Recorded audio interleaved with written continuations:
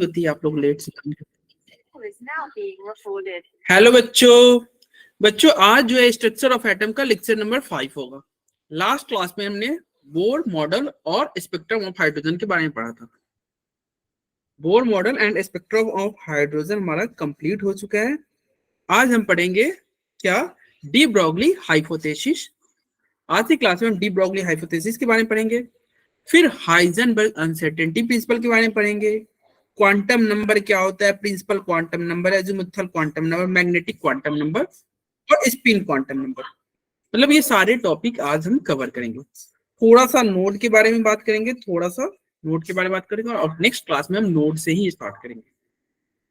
तो चलो स्टार्ट करते हैं हमारा फर्स्ट टॉपिक, जो कि है डुअल नेचर ऑफ इलेक्ट्रॉन या डी ब्रोगली हाइपोथेसिस। कौन बताएगा डी ब्रोगली हाइपोथेसिस के बारे में? हैंड रेज करो, कौन बताएगा क्या होता है डी ब्रोगली हाइपोथेसिस या डुअल नेचर ऑफ इलेक्ट्रॉन? बताओ भाई, अरे कुछ बताओ। हाँ व्योम बताओ भाई, व्योम शर्मा। आइंस्टाइन ने कहा था कि जो लाइट है वो हाँ वेव्स की तरह, पार्टिकल्स की तरह, दोनों की तरह वो कर सकती है बिहेव। हाँ सही बात है। करेक्ट है सर। तो वो तो आइंस्टाइन ने कहा था ना, डी ब्रोगली ने क्या कहा था? हमारा हेडिंग क्या है? De Broglie hypothesis. मैं आइंस्टाइन की बात नहीं कर रहा, डी ब्रोगली साहब ने क्या कहा था ये बताओ। उन्होंने नई थ्योरी प्रपोज की थी कि जो wave mechanical theory of matter, इस थ्योरी के अकॉर्डिंग जो इलेक्ट्रॉन, प्रोटॉन्स और एटम्स होते हैं वो प्रोसेस करते हैं वेव प्रॉपर्टीज में। और कोई बच्चा कुछ बताना चाहेगा? सर जो वेवलेंथ होता है वो इनवर्सली प्रोपोर्शनल होता है लीनियर मोमेंटम के। ये तो ठीक है, मतलब ये ठीक है, ये तो फॉर्मूला हो गया। वेवलेंथ इनवर्सली प्रोपोर्शनल हो गया मोमेंटम के, यहाँ पे दिख भी रहा है वेवलेंथ इनवर्सली प्रोपोर्शनल है मोमेंटम के। लेकिन कहना क्या चाह रहा है भाई dual nature of electron?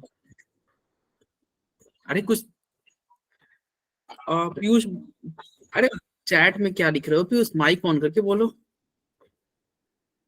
Piyush बोलो माइक। हाँ बोलो भाई। सर जो पार्टिकल होता है सर उसके पास सर डुअल नेचर होता है, वो वेव की तरह भी होता है और पार्टिकल की तरह। कैसे पार्टिकल?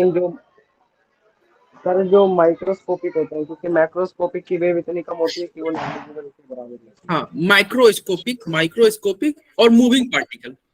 तुमने शायद चैट बॉक्स में लिखा हुआ था मूविंग पार्टिकल। यस, चलो देखो सही बताया, थोड़ा थोड़ा सबने सही बताया थोड़ा। देखो एक्चुअली बोर मॉडल जो हम पढ़े थे, तो बोर मॉडल में हमने रेडियस वगैरह फाइंड किया था, आपको याद है ना? बोर मॉडल में कुछ ऐसा था, न्यूक्लियस था। बोर मॉडल में एक न्यूक्लियस था, उसके चारों तरफ सेल थे, और उस सेल में हम बोले थे कि ये रहा इलेक्ट्रॉन, और हम यहाँ से इसका दूरी फाइंड करते थे और रेडियस निकाल लेते थे। मतलब बोर मॉडल में जो आप इलेक्ट्रॉन को हम क्या एज्यूम करते हैं? हम एज्यूम कर रहे थे कि इलेक्ट्रॉन क्या है? पार्टिकल है। इलेक्ट्रॉन क्या है? एक पार्टिकल है, ठीक है। इलेक्ट्रॉन पार्टिकल नेचर का, पार्टिकल जैसे छोटे छोटे चॉकलेट के पैकेट नहीं होते, चॉकलेट के छोटे छोटे पैकेट। तो बोर मॉडल में इलेक्ट्रॉन को एक पार्टिकल माना जा रहा था। लेकिन डी ब्रोगली हाइपोथेसिस क्या करता है कि देखो जो इलेक्ट्रॉन मूव कर रहा है ना, वो दोनों नेचर शो करता है, पार्टिकल नेचर भी और वेव नेचर भी। मूविंग इलेक्ट्रॉन बिहेव करेगा पार्टिकल और वेव नेचर दोनों की तरह। और इनका क्या है, इनका ये हाइपोथेसिस है, ठीक है। एक्चुअली जो तुम्हारे डी ब्रोगली हाइपोथेसिस है, ये दो मतलब अलग अलग इक्वेशन को कंबाइन करेंगे और ये अपना इक्वेशन दे देंगे। जैसे आइंस्टाइन का इक्वेशन क्या है? आइंस्टाइन का इक्वेशन क्या है? आइंस्टाइन का कहना था, Einstein had suggested that light can behave as wave as well as particle।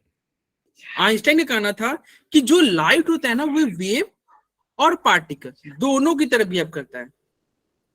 Light दोनों की तरह बिहेव करता है, किसकी तरफ? वेव और पार्टिकल दोनों की तरफ। मतलब लाइट के पास क्या है? डुअल नेचर है। डी ब्रोगली साहब आते हैं, डी ब्रोगली साहब क्या बोलते हैं? ये बोलते हैं जो इलेक्ट्रॉन है वो भी बिहेव करेगा किसके तरह, पार्टिकल की तरह और वेव की तरह। इलेक्ट्रॉन भी बिहेव करेगा पार्टिकल और वेव दोनों की तरह। This proposed a new theory जिसको हम बोलेंगे the wave mechanical theory of matter.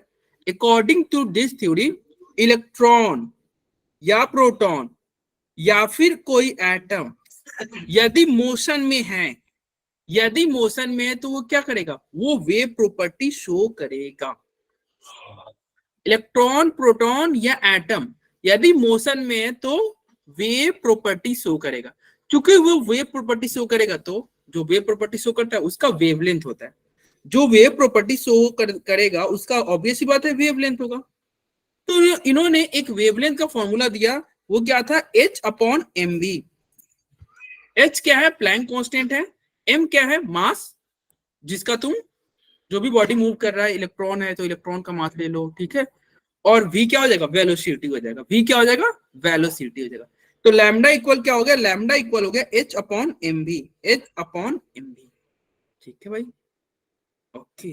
तो ये इक्वेशन आया कहां से, तो आइंस्टाइन का एक इक्वेशन था।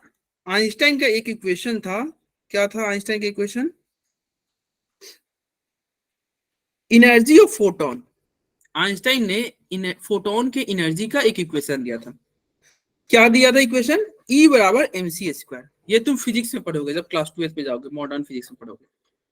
आइंस्टाइन ने एनर्जी का इक्वेशन दिया था। क्या इक्वेशन दिया था आइंस्टाइन ने, क्या इक्वेशन दिया था, E बराबर mc²। और लास्ट क्लास में हमने क्या पढ़ा था, प्लैंक्स क्वांटम थ्योरी। उसमें हमने पढ़ा था E बराबर क्या था, hc/λ। अरे बोलो, हमने पढ़ा था ना। अगर इसको इक्वेशन 1 माने, इसको 2 माने, दोनों E के इक्वल है, तो हम लिख सकते हैं mc² is equal to hc/λ। क्या लिखा जा सकता है, यस सर। अब क्या करेंगे, C से एक C कट गया, C से एक C गया, तो क्या बचेगा, क्या बचेगा, mc is equal to h/λ। अब कोई कहेगा कि भाई लैम्डा बता दो, लैम्डा बता दो, तो लैम्डा इक्वल क्या लिखोगे, h/mc। और जरूरी थोड़ी हमेशा स्पीड ऑफ लाइट हो, लाइट के स्पीड c क्या है, स्पीड ऑफ लाइट है। अगर स्पीड ऑफ लाइट के बराबर नहीं है, लाइट स्पीड क्या है, थोड़ा कम जाता है, तो c की जगह पे हम v लिख देंगे, तो हमारा फॉर्मूला क्या आ जाएगा, h/mv। लो हो गया डिराइव लैम्डा का। ये आप डायरी में नोट कर लेना और ये याद करना। लैम्डा क्या होगा, वेवलेंथ क्या होगा, डी ब्रोगली साहब ने क्या बोला था, डी ब्रोगली साहब ने बोला था कि देखिए अगर इलेक्ट्रॉन या कोई भी पार्टिकल, माइक्रोस्कोपिक पार्टिकल मूव कर रहा है तो वो डुअल नेचर शो करेगा। पार्टिकल नेचर भी शो करेगा, वेव नेचर भी शो करेगा।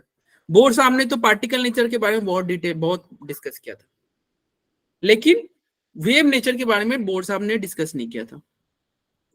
तो अब वेव नेचर ये शो कर रहा है, तो लोग पूछेगा ना भाई डी ब्रोगली से, भाई वेव नेचर शो कर रहा है तो वेवलेंथ क्या होगा।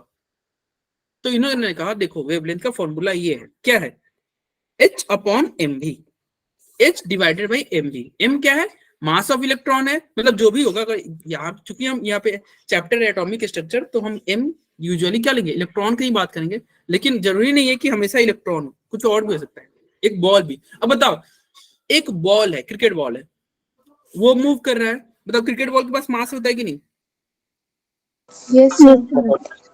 और वो अगर मान लो आप अभी वर्ल्ड कप चल ही रहा है, क्रिकेट चल ही रहा है, तो बॉलर बॉल फेंकता है, बैट्समैन बैट से बॉल को मारा, तो बॉल घूम रहा है, मतलब बॉल मूव कर रहा है ना, बॉल मूव कर रहा है, तो बताओ उसके पास वेलोसिटी होगा कि नहीं, यस सर। एच तो कांस्टेंट है, एच तो कांस्टेंट है, एच तो प्लैंक कांस्टेंट है। तो बताओ क्रिकेट बॉल अगर मूव कर रहा है तो उसका भी वेवलेंथ होगा कि नहीं, यस सर। Yes sir. और तुम वेव को मतलब वेव कैसे चलता है हमने पढ़ा था, सेकंड लेक्चर में पढ़ा था, वेव इस तरह से चलता है ना, प्रोपेगेशन करता है। पानी में पत्थर फेंको, वेव आपको जनरेट होते हुए दिखेगा। अब तुम सोचोगे सर बॉल को तो हम कभी ऐसे नहीं देखे हैं कि वेव की तरह ऐसे चलता हो। नो सर, बॉल के पास कोई वेव नहीं होती है। हाँ नहीं होती है, लेकिन फॉर्मूला तो कह रहा है वेव हो रहा है, बताओ ना, h/mv फॉर्मूला तो कह रहा है। लेकिन एक्चुअली क्या हो जाएगा ना, जब क्रिकेट बॉल का तुम लैम्डा निकालोगे ना, तो उसका मास बहुत ज्यादा होता है। तो बहुत कम आएगा। तो मास बहुत ज्यादा है तो लैम्डा बहुत कम नहीं हो जाएगा? यस तो सर। सर अगर वो स्पीड अचीव भी करना चाहे क्या? सर माइक्रोस्कोपिक हाँ, पार्टिकल्स के लिए माइक्रोस्कोपिक एप्लीकेशन। पार्टिकल, तभी तो बोल रहे हैं माइक्रोस्कोपिक पार्टिकल के लिए एप्लीकेबल है, क्योंकि जब तुम बड़े पार्टिकल को लोगे तो उसका मास ज्यादा हो जाएगा ना। अरे भैया, बड़े पार्टिकल को लोगे तो मास हो जाएगा ज्यादा, मास ज्यादा हो जाएगा तो लैम्डा कम हो जाएगा, लैम्डा कम हो जाएगा तो इसको इग्नोर करो। ठीक है, अभी हम एक क्वेश्चन करेंगे, एक क्रिकेट बॉल पे क्वेश्चन करेंगे। ठीक है, अब वहां पे ऐसा नहीं होगा क्रिकेट बॉल क्वेश्चन होगा तो सर हम छोड़ देंगे क्योंकि बड़े पार्टिकल के लिए वैलिड है। नहीं भाई, क्वेश्चन सॉल्व करना है, फॉर्मूला अप्लाई करना है। ठीक है, अभी करेंगे। तो चलो, डी ब्रोगली हाइपोथेसिस क्या था? डी ब्रोगली हाइपोथेसिस या डुअल नेचर ऑफ इलेक्ट्रॉन क्या था? डुअल नेचर ऑफ इलेक्ट्रॉन कहता है कि इलेक्ट्रॉन मूव कर रहा है, इलेक्ट्रॉन छोटा पार्टिकल है, देखो इलेक्ट्रॉन का मास बहुत कम होता है, इसलिए उसका लैम्डा ज्यादा आएगा, मास कम है लैम्डा ज्यादा आएगा। तो इलेक्ट्रॉन का मास कम है, वो मूव कर रहा है, उसके पास वेलोसिटी है, वेव नेचर शो करेगा। पार्टिकल भी करेगा, वेव भी करेगा, पार्टिकल भी करेगा और वेव नेचर भी शो करेगा। ठीक है, चलो ये फॉर्मूला रहा।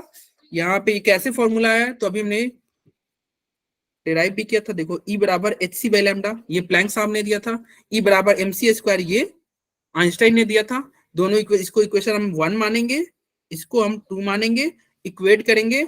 hc upon hc by lambda is equal to क्या हो जाएगा, mc स्क्वायर। दोनों तरफ c है, एक c से c गया, क्या बनेगा, lambda is equal to h by mc, which is same as de Broglie relation. ये किसके बराबर है, जैसा हमने डी ब्रोगली रिलेशन में देखा था। क्या देखा था हमने, डी ब्रोगली में देखा था लैम्डा इक्वल टू क्या था, h बाई एम बी। यहाँ भी क्या है, h बाई एम सी। सी क्या है, स्पीड ऑफ लाइट है, v क्या है, इलेक्ट्रॉन का वेलोसिटी, क्योंकि हम यहाँ पे इलेक्ट्रॉन की बात कर रहे हैं। कुछ और रहेगा तो जो मूव कर रहा होगा उसका वेलोसिटी। ठीक है, अरे बोलो। अब यहाँ पे फिर से वही चीज लिखा हुआ है, लैम्डा इक्वल क्या है, पी। Yes sir. अब ये पी क्या है, अरे पी कुछ नहीं है, पी वही मोमेंटम जो हंसिका बता रही थी स्टार्टिंग में। पी मोमेंटम होता है जिसका वैल्यू क्या होता है, mass into velocity, mass into velocity. तो यही तो हम लोग लिखे थे ना, lambda equal to h by m v, इसी में से यही बात कर रहे हैं। तो यही एम बी की जगह पे क्या लिख दिया, पी लिख दिया, कोई दिक्कत नहीं, पी लिख दिया, कोई दिक्कत नहीं, मोमेंटम को ही मास इनटू वेलोसिटी करते हैं। चलो, पहला फॉर्मूला तो सबको समझ में आ गया, ये तो उसी में से हम डिस्कस कर रहे हैं। दूसरा फॉर्मूला क्या है, lambda equal to h, kinetic energy क्या होगा। तो देखो, काइनेटिक एनर्जी का फॉर्मूला क्या होता है, half m v square. Yes, half m v square. अगर कोई कहेगा कि एम वी का वैल्यू बताओ, तो हम चलो दोनों तरफ क्रॉस मल्टीप्लाई करते हैं। Two kinetic energy sir m k v square. Equal p square by 2m। Square हटेगा तो रूट लग जाएगा। अरे रुक जाओ, अभी मत लगाओ, पहले m से मल्टीप्लाई करो। 2m kinetic energy is equal to क्या हो जाएगा, m स्क्वायर v स्क्वायर। दोनों तरफ m से मल्टीप्लाई कर दिया, दोनों तरफ हमने m से मल्टीप्लाई कर दिया। देखो यहाँ पे m आ गया, एक और m यहाँ पे आ गया। ठीक है, अब एम भी स्क्वायर यहाँ पे करोगे तो क्या आएगा, root under 2m kinetic energy is equal to क्या हो जाएगा, एम भी। अरे बोलो। Yes sir. Yes sir. M v के जगह पे हम क्या लिख सकते हैं, एम भी के जगह पे लिख सकते हैं root under 2 mass into kinetic energy. M v के जगह पे हम लिख सकते हैं root under 2m mass into kinetic energy. और h ऊपर से तो पहले से भी था, h तो पहले से ही ऊपर था, कोई दिक्कत। अरे बोलो। No sir. तो ये दूसरा फॉर्मूला क्या, थर्ड फॉर्मूला कहता है, देखो फिजिक्स में ही पढ़ोगे जब क्लास 12th में जाओगे तो, काइनेटिक एनर्जी का फॉर्मूला या 11th में ही पढ़ सकते हो। काइनेटिक एनर्जी का फॉर्मूला होता है charge into potential, charge into potential, charge into potential. Charge को हम सपोज करते हैं, चार्ज को हम लिखते हैं Q, फिजिक्स में आप पढ़ोगे चार्ज को हम Q लिखते हैं, और पोटेंशियल वोल्टेज को V लिखेंगे। तो काइनेटिक एनर्जी किसके बराबर हो गया, QV के। काइनेटिक एनर्जी हो गया QV के इक्वल, काइनेटिक एनर्जी हो गया Q इंटू V। अब बताओ यहाँ पे काइनेटिक एनर्जी की जगह पे QV लिख दिया जाए, सर v इंटू q तो वर्क डन क्या? आएगा ना। V को Q से मल्टीप्लाई करेंगे तो वर्कडन आता है। Q इंटू वी, क्यू हो गया चार्ज और वी हो गया पोटेंशियल। काइनेटिक एनर्जी जो होता है ना, चार्ज इंटू पोटेंशियल होता है। ये तो फिजिक्स में पढ़ोगे, अभी इसकी टेंशन मत लो, ठीक है। ये फॉर्मूला भी बस ध्यान। तो सर ये 10th में भी था। क्या? अरे 10th में था ये। 10th में था तो ओके, हाँ, तो इसमें 10th में होगा, वर्कडन फिजिक्स में होगा 10th में। यस, फिजिक्स में होगा। तो काइनेटिक एनर्जी क्या होता है? Charge into potential. Kinetic energy होता है चार्ज इंटू पोटेंशियल। तो काइनेटिक एनर्जी की जगह पे हमने क्या लिख दिया? Charge into potential. तो लैम्डा का हमने 3 फॉर्मूला है। फॉर्मूला नंबर 1 इसको भी याद रखना है, इसको भी याद करना है, और थर्ड वाला है फिजिक्स में ज्यादा इंपॉर्टेंट होगा। थर्ड वाला आपको फिजिक्स में ज्यादा यूज होगा। तो लैम्डा क्या हुआ? h divided by root under 2m q v. अब ये 2m क्यूबी, देखो क्यूब, इलेक्ट्रॉन का चार्ज फिक्स होता है, इलेक्ट्रॉन का मास भी फिक्स होता है। इलेक्ट्रॉन का चार्ज भी फिक्स है, मास भी फिक्स है, और h भी कांस्टेंट है। देखो सबके सब कांस्टेंट है, सबके सब कांस्टेंट है, तो सबका वैल्यू पुट कर दो। किसका कौन कौन कांस्टेंट है? h प्लैंक कांस्टेंट है। मास ऑफ इलेक्ट्रॉन हमेशा फिक्स है, 9.1 इंटू 10⁻³ kg होता है। चार्ज ऑफ इलेक्ट्रॉन भी फिक्स है, ठीक है। तो इन तीनों का वैल्यू पुट करोगे, h का, mass of electron, charge of electron, सबका वैल्यू पुट करोगे तो आपका वैल्यू क्या आएगा? Root under 150 divided by v। और जब इसको रूट के बाहर लाओगे तो ये आएगा आपका फाइनल फॉर्मूला। इसको आप अगर याद हो सके तो कोशिश करना इसको याद कर लेना। लैम्डा का वैल्यू क्या होगा? लैम्डा का वैल्यू होगा 12.3 divided by root under v। v क्या है? वोल्टेज। अब क्वेश्चन में कोई भी वोल्टेज वगैरह दिया रहेगा, ठीक है, आराम से वोल्टेज का वैल्यू पुट करो, लैम्डा निकल जाएगा, कुछ नहीं करना है। अरे बोलो, हो जाएगा? Yes sir, sir yes sir. Yes sir. तो ये वैल्यू आप पुट करना, आपका हो जाएगा। चलो एक क्वेश्चन करते हैं इसके ऊपर, उसके बाद में आगे बढ़ेंगे हाइजेनबर्ग। नहीं, क्वेश्चन करने से पहले एक और छोटा सा थ्योरी है। थ्योरी का मतलब वही चीज है जो अभी हम पढ़े थे। देखो बोर मॉडल में हमने पढ़ा था ना, MBR is equal to NH/2 pi. अरे याद यस है? सर। तो मैं रिवाइज कर यस सर, एंगुलर मोमेंटम। हाँ, बोर साहब ने कहा था कि इलेक्ट्रॉन मूव करता है सर्कुलर ऑर्बिट में। इलेक्ट्रॉन जो मूव करता है एक सर्कुलर ऑर्बिट में मूव करता है, और चूंकि इलेक्ट्रॉन सर्कुलर ऑर्बिट में मूव कर रहा है तो उसका एंगुलर मोमेंटम क्या होता है? एंगुलर मोमेंटम बोर साहब ने बोला था NH/2 पाई होता है। फिजिक्स में एंगुलर मोमेंटम का वैल्यू क्या होता है? MBR। दोनों को इक्वेट करके MBR बोर sin साहब ने थीटा। क्या दिया था? NH/2 पाई। ये बोर मॉडल में हमने पढ़ा था, इज इक्वल टू था MBR, ठीक है। अब यहाँ पे क्रॉस मल्टीप्लाई करते हैं हम। कोशिश देखो, इलेक्ट्रॉन कहाँ मूव करता है? सर्कुलर ऑर्बिट में। इलेक्ट्रॉन सर्कुलर ऑर्बिट में मूव करता है ना। Yes sir. यस और सर। सर्कल का अगर सरकमफेरेंस की बात करेंगे, तो क्या होता है? 2πr होता 2 है कि नहीं? पाई आर। 2 पाई यार आता है। 2πr होता है। तो कोशिश करेंगे 2πr हम इसको लाने की। तो 2πr लाने के लिए क्या करेंगे? यहाँ पे NH डिवाइडेड बाई MB कर दो, इधर क्या बचेगा? 2πr। देखो, अरे ये 2 पाई है, उधर चला जाएगा, ये MB है, लेफ्ट साइड आ गया, तो NH yes by sir. MB equal to 2 yes pi sir. हो गया। और इसको पहचानो, H/MB, लैम्डा। Lambda sir. ये लैम्डा है। अभी हमने डी ब्रोगली हाइपोथेसिस में पढ़ा ना कि lambda equal yes to sir. H/, yes sir. इसको हम लिख सकते हैं n lambda is equal to क्या हो जाएगा? 2πr। 2πr n लैम्डा क्या हो गया? 2πr के 2 बराबर। पाई यार। इसको याद कर लेना है, ये आपके लिए इंपॉर्टेंट है, इसको डायरी में आप नोट कर लेना। क्वेश्चन आता है कि डी ब्रोगली वेवलेंथ बताओ। सेल दे देगा, सेल नंबर 1 है, एन क्या है? एन है तुम्हारा shell number, first shell, second shell, third shell, ठीक है। अरे ये क्या है? पहला ही गोला है ना, तो ये फर्स्ट सेल हो गया, यानी कि इसका एन क्या है? 1। सेकेंड वाला का KLMN हम ये सब पढ़ चुके हैं बोर्ड मॉडल में। तो n lambda is equal to क्या हो गया? 2πr। एन लैम्डा हो गया 2πr। वेयर लैम्डा क्या है? लैम्डा क्या है भैया? तो लैम्डा है डी ब्रोगली वेवलेंथ। तो क्वेश्चन आता है calculate de Broglie wavelength for the first shell या सेकंड सेल। कुछ नहीं करना है, डी ब्रोगली वेवलेंथ क्या आएगा? लैम्डा का फॉर्मूला क्या हो जाएगा? लैम्डा का फॉर्मूला होगा, नहीं ऐसे नहीं, H/MB sir. N lambda is equal to क्या होगा? 2πr। 2πr एन लैम्डा क्या होगा? 2πr के बराबर। 2 पाई यार। Okay sir. अरे ये डी ब्रोगली वेवलेंथ क्या आएगा? तो वो H/MB मत करना, lambda equal to n lambda equal to 2πr, ठीक है। एन लैम्डा इक्वल होगा 2πr। कैसे ये हुआ? तो एक बार फिर से डेरिवेशन देख लो। यहाँ पे सरकमफेरेंस क्या होता है? चूंकि इलेक्ट्रॉन सर्कुलर ऑर्बिट में घूम रहा है, सरकमफेरेंस क्या होगा 2 पाई आर होगा। बोर थ्योरी में हमने क्या पढ़ा था, m v r is equal to था NH बाई 2 पाई, ये बोर थ्योरी में पढ़ा था। इक्वल करोगे, दोनों को इक्वल करोगे तो 2 pi r equal to NH by m b, और NH बाई एम बी की जगह पे H बाई एम बी की जगह पे लैम्डा लिखिए, तो 2 पाई आर बराबर n लैम्डा हो गया। वेयर n क्या है, टोटल नंबर ऑफ वेव, 1 2 3 4, कितने वेव होंगे, ठीक है। अरे ये समझ में आया? Yes sir. Yes sir. चलो सर जो पिछली क्लास में कराया था सर, हाँ ये किया हुआ था।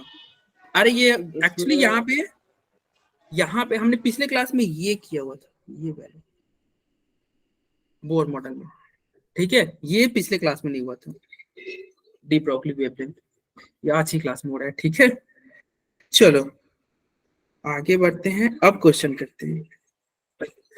ये रहा क्वेश्चन। देखो क्वेश्चन करने से पहले ये ध्यान रखना कि जब भी लैम्डा का वैल्यू ले, अगर लैम्डा कैलकुलेट करने के लिए, जैसे क्या करें यहाँ पे, what will be the wavelength, wavelength पूछ रहा है यानी कि लैम्डा पूछ रहा है, तो लैम्डा पूछ रहा है ना, तो एच का वैल्यू किस में रखोगे, 6h का वैल्यू sir lambda is equal to h upon mv।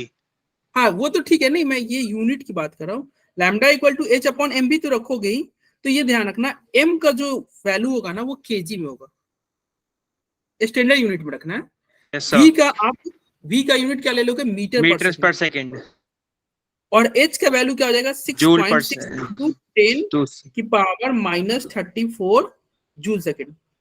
10 की यूनिट पे ध्यान रख देना, यूनिट गलत होगा फिर सब गलत हो जाएगा, जूल सेकंड। और जो आपका आंसर आएगा वो किस में आ जाएगा, वो आ जाएगा मीटर में। सर मीटर में। सर क्योंकि इसे object मीटर की जगह, एक्सक्यूज मी सर, हाँ सर इसे मीटर की जगह वो नैनोमीटर और एंगस्ट्रॉम में नहीं कर सकते हैं? अरे फिर कॉम्प्लिकेटेड हो जाएगा ना, इसके- फिर आप, अरे सुनो, फिर एच का वैल्यू चेंज करना होगा। ओके तुम सर। उतना करोगे। तुम ओके आंसर सर। लाओ, मीटर में आंसर लाओ, और फिर तुम उसके बाद में अगर मान लो नैनोमीटर में जो भी चाहिए होगा आप मीटर में फिर चेंज कर लो। और ओके सर। सेंटीमीटर में होगा तो 100 से मल्टीप्लाई कर दो, सिंपल सी बात है। तो ओके इस सर। तरह से वो सबके सब स्टैंडर्ड यूनिट में रख लो, मास केजी में रखना, ओके सर। वेलोसिटी मीटर पर सेकंड, और ये जूल सेकंड में। आंसर आएगा आपका मीटर में। अब देखो यहाँ पे एच का वैल्यू देखो फिक्स है, एच तो फिक्स है, लो फिक्स हो गया। मास देखो, तुम बोले थे ना कि सर केवल माइक्रोस्कोपिक पार्टिकल के लिए हम डी ब्रोगली हाइपोथेसिस लगाएंगे। देखो ये तो क्रिकेट बॉल की बात कर रहा है। अब क्या ये क्वेश्चन हम छोड़ दे क्या, नहीं भाई, फॉर्मूला लगा दो, ठीक है। देखो वेवलेंथ का वैल्यू देखो बहुत कम आया, देखो लैम्डा तुम देख सकते हो, लैम्डा का आंसर कितना है, 10 की पावर -34। अरे बहुत कम है, बहुत कम है ना। Yes sir. क्रिकेट बॉल का वेवलेंथ बहुत कम आया, तो ठीक है भाई, इतना कम थोड़ी दिखेगा आपको, इतना कम है, इग्नोर मारो। लेकिन इनसे क्वेश्चन थोड़ी छोड़ेंगे, क्वेश्चन करके आएंगे। तो देखो यहाँ पे क्रिकेट बॉल का मास क्या दिया हुआ है, 0.1 kg, ऑलरेडी केजी में दिया हुआ है, चलो नाम ने पुट कर दिया।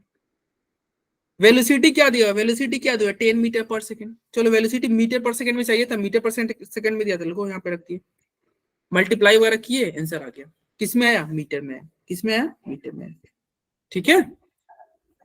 अरे बोलो। Yes sir. Yes sir. अगला क्वेश्चन पे चलते हैं। इसका तुम पोल में आंसर कर दो भाई। एक पोल आपके सामने है, अभी मैं जनरेट ये सेंड कर रहा हूँ, पोल में आंसर कर दो। 4 ऑप्शन है। किसी को कोई दिक्कत होगा तो बताएगा भाई, किसी को नहीं समझ में आएगा तभी बताएगा। सर जो पिछली क्लास में कराया था सर, उसमें n2 की वैल्यू 7 की जगह आपने 8 की ली थी। अरे वो तो अलग क्वेश्चन था, वो तो एक ही, वो तो तुम्हारा था उस पे था ना, आई थिंक स्पेक्ट्रम पे था वो। सर तो उसमें 7 की जगह 8 क्यों लिया था? हाँ 7 की जगह पे 8 लिया था ना, क्योंकि वो एक्साइटेड स्टेट था, 7th एक्साइटेड स्टेट बोल रहा था ना, ग्राउंड स्टेट थोड़ी था। अरे हम नहीं बोले तो थे सर कि एक जैसे, बढ़ जाएगा। अरे ग्राउंड फ्लोर होता है, फिर फर्स्ट फ्लोर होता है, फर्स्ट फ्लोर का एन क्या होगा, 2, ग्राउंड फ्लोर, तब फर्स्ट फ्लोर, तब सेकंड फ्लोर, तो वैसे ही ग्राउंड स्टेट होता है, फिर फर्स्ट एक्साइटेड स्टेट। देखो लास्ट क्लास में हमने बताए थे, ये एन है न्यूक्लियस, ये होता है ग्राउंड स्टेट, और ये होता है फर्स्ट एक्साइटेड स्टेट। समझ आ रहा है, जैसे ग्राउंड फ्लोर फर्स्ट फ्लोर होता है, तो इसका एन 1 होगा, इसका n 2 होगा, एक बढ़ नहीं गया, देखो फर्स्ट एक्साइटेड स्टेट का n एक बढ़ नहीं गया था, तो सर एक्साइटेड में एक बढ़ जाएगा। हाँ, एक बढ़ जाएगा, तो वो 7th एक्साइटेड स्टेट था इसलिए 8 किया था हमने। Okay sir, thank you. चलो जल्दी इसका आंसर पोल में करो भाई, पोल में आंसर क्या होगा, आंसर पोल में करने के बाद में माइक ऑन करके भी बता सकते हो। कह रहा है the D Broglie wavelength of an electron moving in circular orbit is lambda, the minimum radius, ये मिनिमम रेडियस की बात कर रहा है, और डी ब्रोगली वेवलेंथ, अरे डी ब्रोगली वेवलेंथ का तो हमने एक फॉर्मूला ही पढ़ा था, 2 पाई आर बराबर एन लैम्डा, हमने क्या पढ़ा था, 2 पाई बराबर एन लैम्डा, 2 पाई आर बराबर एन लैम्डा। अब बताओ एन का वैल्यू क्या पुट करोगे, मिनिमम रेडियस का रहा है, मिनिमम रेडियस के लिए बताओ एन का वैल्यू 1 रखे या 0 रखे, हंसी का क्या होगा, 0 या 1, मिनिमम रेडियस के लिए सर 1। 1 होगा, यस सर 1 होगा। हाँ 0 नहीं रखेंगे, ठीक है 1 रखेंगे, क्योंकि देखो ये फर्स्ट सेल है, 0 तो होता ही नहीं, 0 सेल थोड़ी होता है, फर्स्ट सेकंड थर्ड फोर्थ होता है, तो n 1 रखोगे, लो आ गया आंसर, 2 पाई आर बराबर एन लैम्डा हो गया, 2 pi r is equal to n lambda, n का वैल्यू 1 हो गया, इसका वैल्यू क्या हो गया 1, तो क्या होगा 2 pi r is equal to lambda, तो लैम्डा क्या हो जाएगा, लैम्डा हो जाएगा रेडियस होगा ना, रेडियस पूछ रहा है ना, यस डी ब्रोगली क्या पूछ रहा है, the sir minimum pi upon 2 pi. Minimum lambda by 2 pi. r is equal to क्या, लैम्डा बाई 2 पाई, ऑप्शन क्या हो जाएगा 2, ठीक है। अरे किसी को कोई problem, no sir. No sir. No sir. अब आता है हमारा हाइजेनबर्ग अनसर्टेनिटी प्रिंसिपल, क्या होता है ये हाइजेनबर्ग या बर्ग अनसर्टेनिटी प्रिंसिपल क्या होता है, कौन बताएगा, sir Heisenberg trajectory of electron is not well defined. Sir और इसमें हम उसकी पोजीशन और वेलोसिटी नहीं बता सकते। एक साथ ही। एक सर एक इलेक्ट्रॉन की एक ही टाइम पे मतलब वेलोसिटी और पोजीशन निकालना पॉसिबल नहीं। यस संजना निशांत व्योम सही है। और कोई हंसिका, सर यही होगा अरे यही क्या होगा, सर, एग्जैक्ट मतलब एक ही टाइम पे हम उसकी एग्जैक्ट पोजीशन या वेलोसिटी नहीं बता सकते, एक टाइम पे एक ही निकाल सकते, या तो पोजीशन या तो वेलोसिटी। मतलब एक पार्टिकुलर टाइम पे पोजीशन और वेलोसिटी नहीं निकाल सकते, और Yes. यही देखो ये डी ब्रोगली और हाइजेनबर्ग मिलके बोर मॉडल को फेल कर दिया।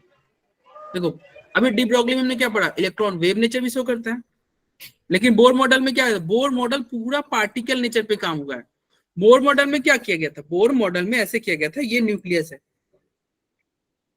और ये तुम्हारा इलेक्ट्रॉन यहाँ पे पार्टिकल मान लिया गया था, पार्टिकल मान लिया था, और एक सिंगल टाइम पे हम यहाँ से ऐसे डिस्टेंस करके रेडियस निकाले थे, एक पार्टिकुलर टाइम पे हम रेडियस भी निकाले थे, उसी टाइम पे इसका वेलोसिटी भी हम, मान लो ये इलेक्ट्रॉन मूव कर रहा है तो बोर मॉडल में इसका वेलोसिटी भी हम कैलकुलेट कर लिए थे, वेलोसिटी भी हम कैलकुलेट कर लिए। लेकिन एक तो ये हो गया कि ये पार्टिकल माने, डी ब्रोगली क्या बोलता है, डी ब्रोगली बोलता है नहीं नहीं इलेक्ट्रॉन वेव नेचर भी शो करता है, तो डी ब्रोगली को ने फेल किया बोर मॉडल को, और दूसरा हाइजेनबर्ग भी फेल करेगा। कैसे हाइजेनबर्ग क्या कैसे फेल करेगा, हाइजेनबर्ग फेल किया, हाइजेनबर्ग अनसर्टेनिटी प्रिंसिपल कहता है कि एक ही टाइम पे, एक पार्टिकुलर टाइम पे आप पोजीशन और वेलोसिटी दोनों नहीं बता सकते, एक पार्टिकुलर टाइम पे पोजीशन और वेलोसिटी नहीं बता सकते। क्यों नहीं बता सकते सर, चलो ये तो इलेक्ट्रॉन है बहुत छोटा सा है, हम कोई बड़ा पार्टिकल लेते हैं, कोई बड़ा मैटर लेते हैं, चलो एक गन है, गन का बुलेट है, अगर मान लीजिए एक ये तुम्हारा गन टाइप है, यहां से बुलेट निकला, यहाँ पे एक वाल है, ये आपका वाल है, अब बताओ ऑब्वियस सी बात है ये बुलेट निकलेगा तो इस वाल पे जाके हिट करेगा, अरे बुलेट निकलेगा तो वाल पे हिट करेगा कि नहीं, यस सर। फाइनली लेकिन ये मूव कर रहा है रास्ते में, बताओ कहीं ये बुलेट कभी यहाँ पे होगा फिर यहाँ पे होगा, ऐसे होगा कि नहीं, हर एक पॉइंट पे होगा। Yes sir. Yes sir. अब ये बुलेट आपने फायर किया और आपसे कोई पूछे कि भाई इसका पोजीशन बता दो, बड़ा मुश्किल है यार, ये बहुत तेजी में जा रहा है, क्या तुम मतलब फायर होने के बाद में इस वाल पे हिट करने से पहले अगर आपसे कोई पूछे कि इसका एग्जैक्ट पोजीशन बता दो, मुश्किल है, फिर भी सर चलो नहीं हम बता सकते। नहीं बता पाएंगे, लेकिन फिर भी हम कहेंगे नहीं नहीं बता भाई देंगे हमें सर, बताना है, हमें तो इसका। इंटीग्रेशन बीडीटी कर देंगे। अरे रुक जाओ, अगर कोई कहेगा कि ठीक है पोजीशन बताओ, तो चलो हम बताने के लिए क्या करते हैं, यहाँ पे एक जाल फेंकते हैं और इस बुलेट को पकड़ लेते हैं, या फिर कोई मान लो कोई साउथ के हीरो को यहाँ पे खड़ा कर देते हैं, वो इस बुलेट को पकड़ लेगा अपने हाथ से। तो साउथ के हीरो ने बुलेट को पकड़ लिया, बताओ पोजीशन बता दिया ना कि चलो चलो ये इस टाइम पे यहाँ पे था, पोजीशन बता दिया कि नहीं। लेकिन जैसे ही तुम पोजीशन बताया, यस सर। यानी कि तुमने बुलेट को पकड़ा, बताओ उसका जैसे ही पोजीशन, तुम एग्जैक्ट पोजीशन बताए, वो बुलेट का स्पीड तो 0 हो गया होगा, वेलोसिटी Yes, गड़बड़ हो गया sir. कि नहीं। मतलब तुम जब Yes, पोजीशन sir. बताने जा रहे हो तो वेलोसिटी में एरर आ जा रहा है, जब वेलोसिटी बताने जा रहे हो तो पोजीशन में एरर आ जाएगा। अगर तुम चाहोगे नहीं नहीं वेलोसिटी को कोई इफेक्ट ही नहीं करना है, फिर क्या होगा, वो पता ही नहीं चलेगा बुलेट कहाँ है, कभी यहाँ कभी यहाँ, कहाँ तुम अभी पोजीशन पकड़ने जाओगे तब तक बुलेट आगे निकल जाएगा। अरे है कि नहीं। अगर आप अब चाहोगे नहीं नहीं मैं एग्जैक्ट पोजीशन बता दूं, तो एग्जैक्ट पोजीशन तभी बता पाओगे जब इसको पूरे बुलेट को रेस्ट में ला दोगे, क्योंकि एग्जैक्ट पोजीशन बताओगे तो क्या होगा, वेलोसिटी में बहुत एरर आ जाएगा, वेलोसिटी तो 0 हो गया, बहुत एरर आ गया। लेकिन जब एग्जैक्ट वेलोसिटी बताना चाहोगे तो पोजीशन नहीं बता पाओगे। लेकिन ये क्या है, ये बुलेट है, ये बुलेट क्या होता है भैया, एक बड़ा मैटर है ना, माइक्रोस्कोपिक थोड़ी यस बड़ा सर। है।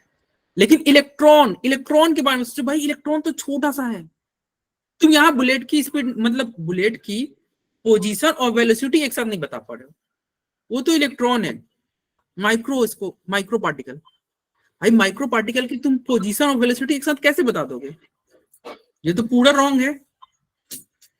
अरे बताओ भाई रॉन्ग होगा कि नहीं। Yes, sir. Yes, sir. तो इसलिए यहाँ पे क्या हो गया, हाइजेनबर्ग अनसर्टेनिटी प्रिंसिपल के अकॉर्डिंग जो बोर मॉडल में हमने क्या एक साथ दोनों बता दिया था वो रॉन्ग हो गया, और ये मिलके क्या हो गया भैया, हाइजेनबर्ग और डी ब्रॉगली दोनों मिलके बोर मॉडल को फेल कर देगा, दोनों मिलके बोर मॉडल को फेल कर देगा। तो हाइजेनबर्ग अनसर्टेनिटी प्रिंसिपल क्या कहता है, ये बोलता है ये इम्पॉसिबल है, ये इम्पॉसिबल है। क्या इम्पॉसिबल है, एक साथ साइमल्टेनियसली क्या, पोजीशन और वेलोसिटी, एक साथ पोजीशन और वेलोसिटी दोनों आप नहीं बता सकते। किसका, माइक्रोस्कोपिक पार्टिकल का, मतलब इलेक्ट्रॉन का, विथ एब्सोल्यूट एक्यूरेसी, मतलब 100% एक्यूरेसी के साथ आप पोजीशन और वेलोसिटी एक साथ नहीं बता सकते। ठीक है, Yes, sir. अब ये पोजीशन और वेलोसिटी आप एक साथ नहीं बता सकते, तो इन्होंने एक फॉर्मूला दिया, क्या दिया, अगर एरर इन पोजीशन ये है डेल्टा एक्स, या अनसर्टेनिटी इन पोजीशन डेल्टा एक्स है, और वेलोसिटी का देखो एक मोमेंटम होता है ना, P बराबर mv, अभी हमने पढ़ा था, मोमेंटम sir. क्या होता है, मोमेंटम होता है मास इनटू वेलोसिटी, मोमेंटम। तो delta x into delta P क्या दिया हुआ था, delta x into delta P greater या इक्वल है h अपॉन 4 पाई के। ये पाई क्या है, तो पाई है वही जो मैथ में आता है 22 डिवाइडेड बाई 7 या फिर 3.14, वही मैथ वाला है। h क्या है, प्लैंक कांस्टेंट है। तो हाइजेनबर्ग अनसर्टेनिटी प्रिंसिपल क्या फॉर्मूला दिया, क्या इक्वेशन दिया, इन्होंने दिया delta x into delta P greater या इक्वल होगा h बाई 4 पाई के, ठीक है। अब बताओ डेल्टा पी के जगह पे आप लिख सकते हो कि नहीं, m इंटू डेल्टा भी, क्योंकि आपको भी पता है p बराबर क्या होता है, mb होता है। अरे बोलो, Yes, sir. हम यहाँ पे क्या कर देंगे, हम यहाँ पे डेल्टा पी की जगह पे क्या लिख देंगे, delta x into m delta v h by 4, ठीक है।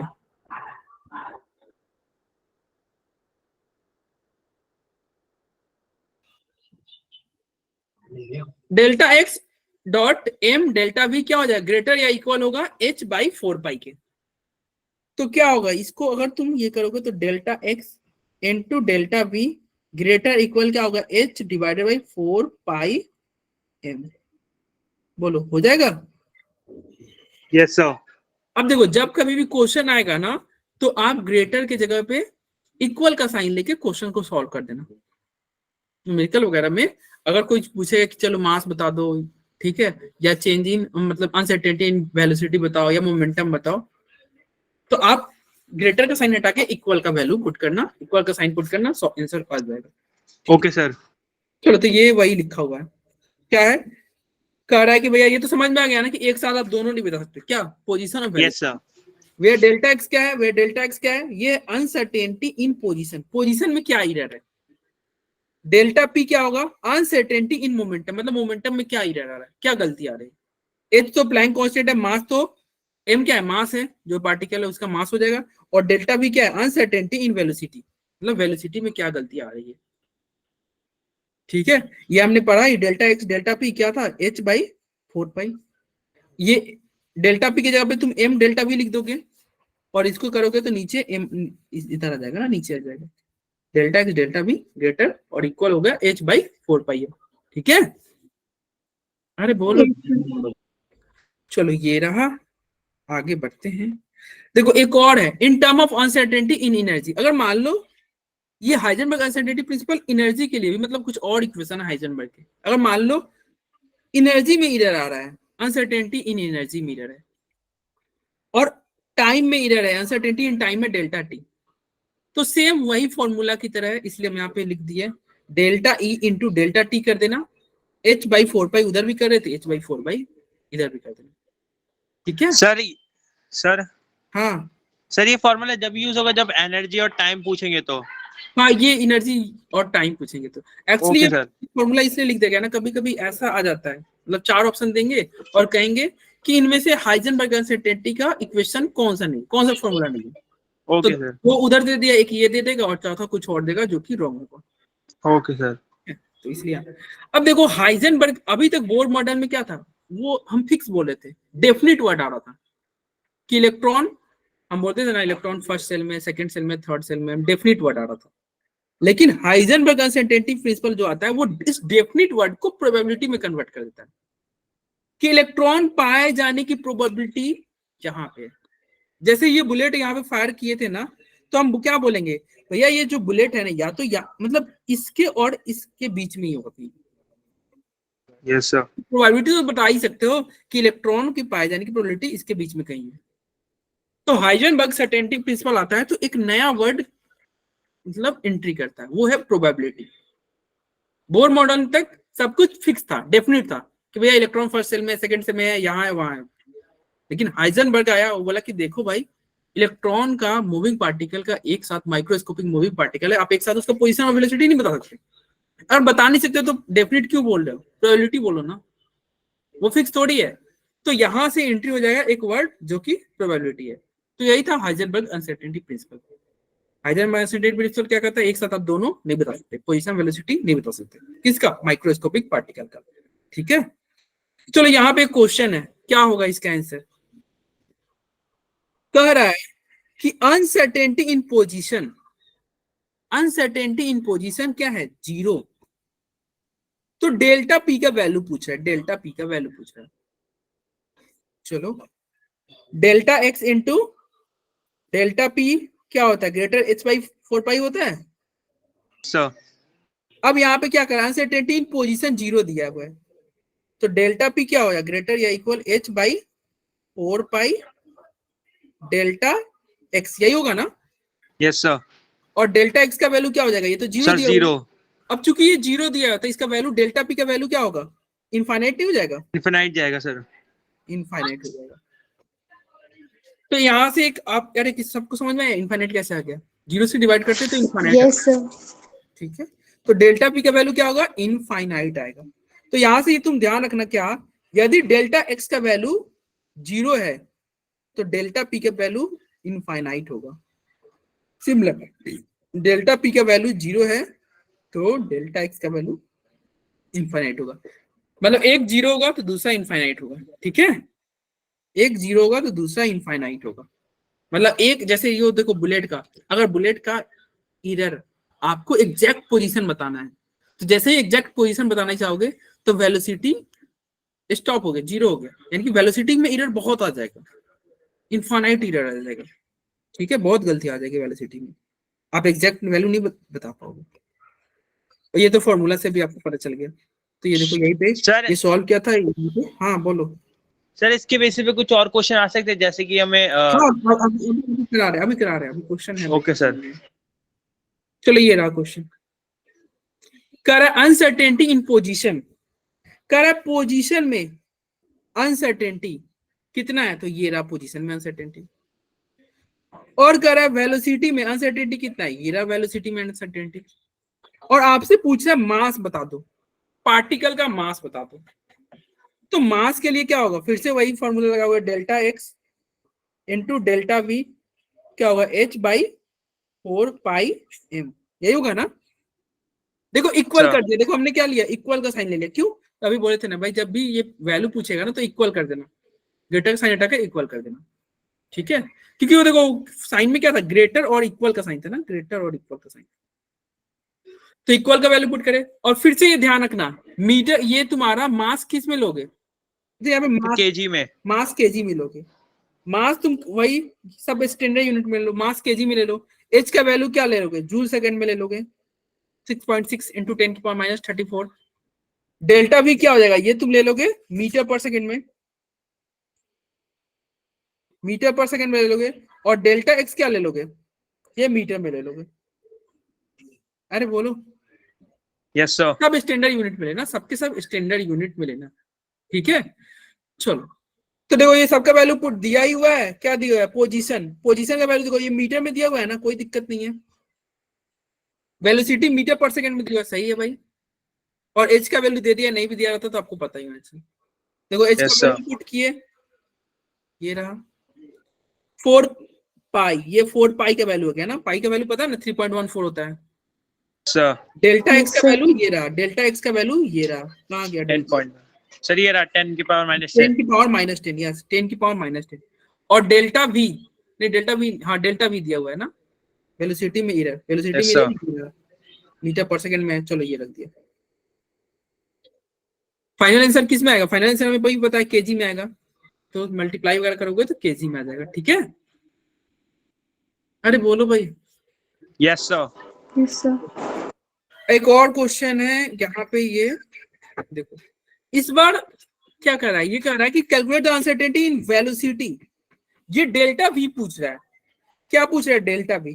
तो डेल्टा वी पूछ रहा है तो क्या होगा, h by 4πm into delta x. Delta x सबके सब आपको स्टैंडर्ड यूनिट में आना चाहिए। लेकिन देखो ये 150 ग्राम दिया हुआ है, ग्राम नहीं केजी चाहिए, यानी कि 0.15 केजी हो जाएगी नहीं। अरे बोलो। Yes sir. Yes sir. 0.15 ये एंगस्ट्रम में दिया हुआ है।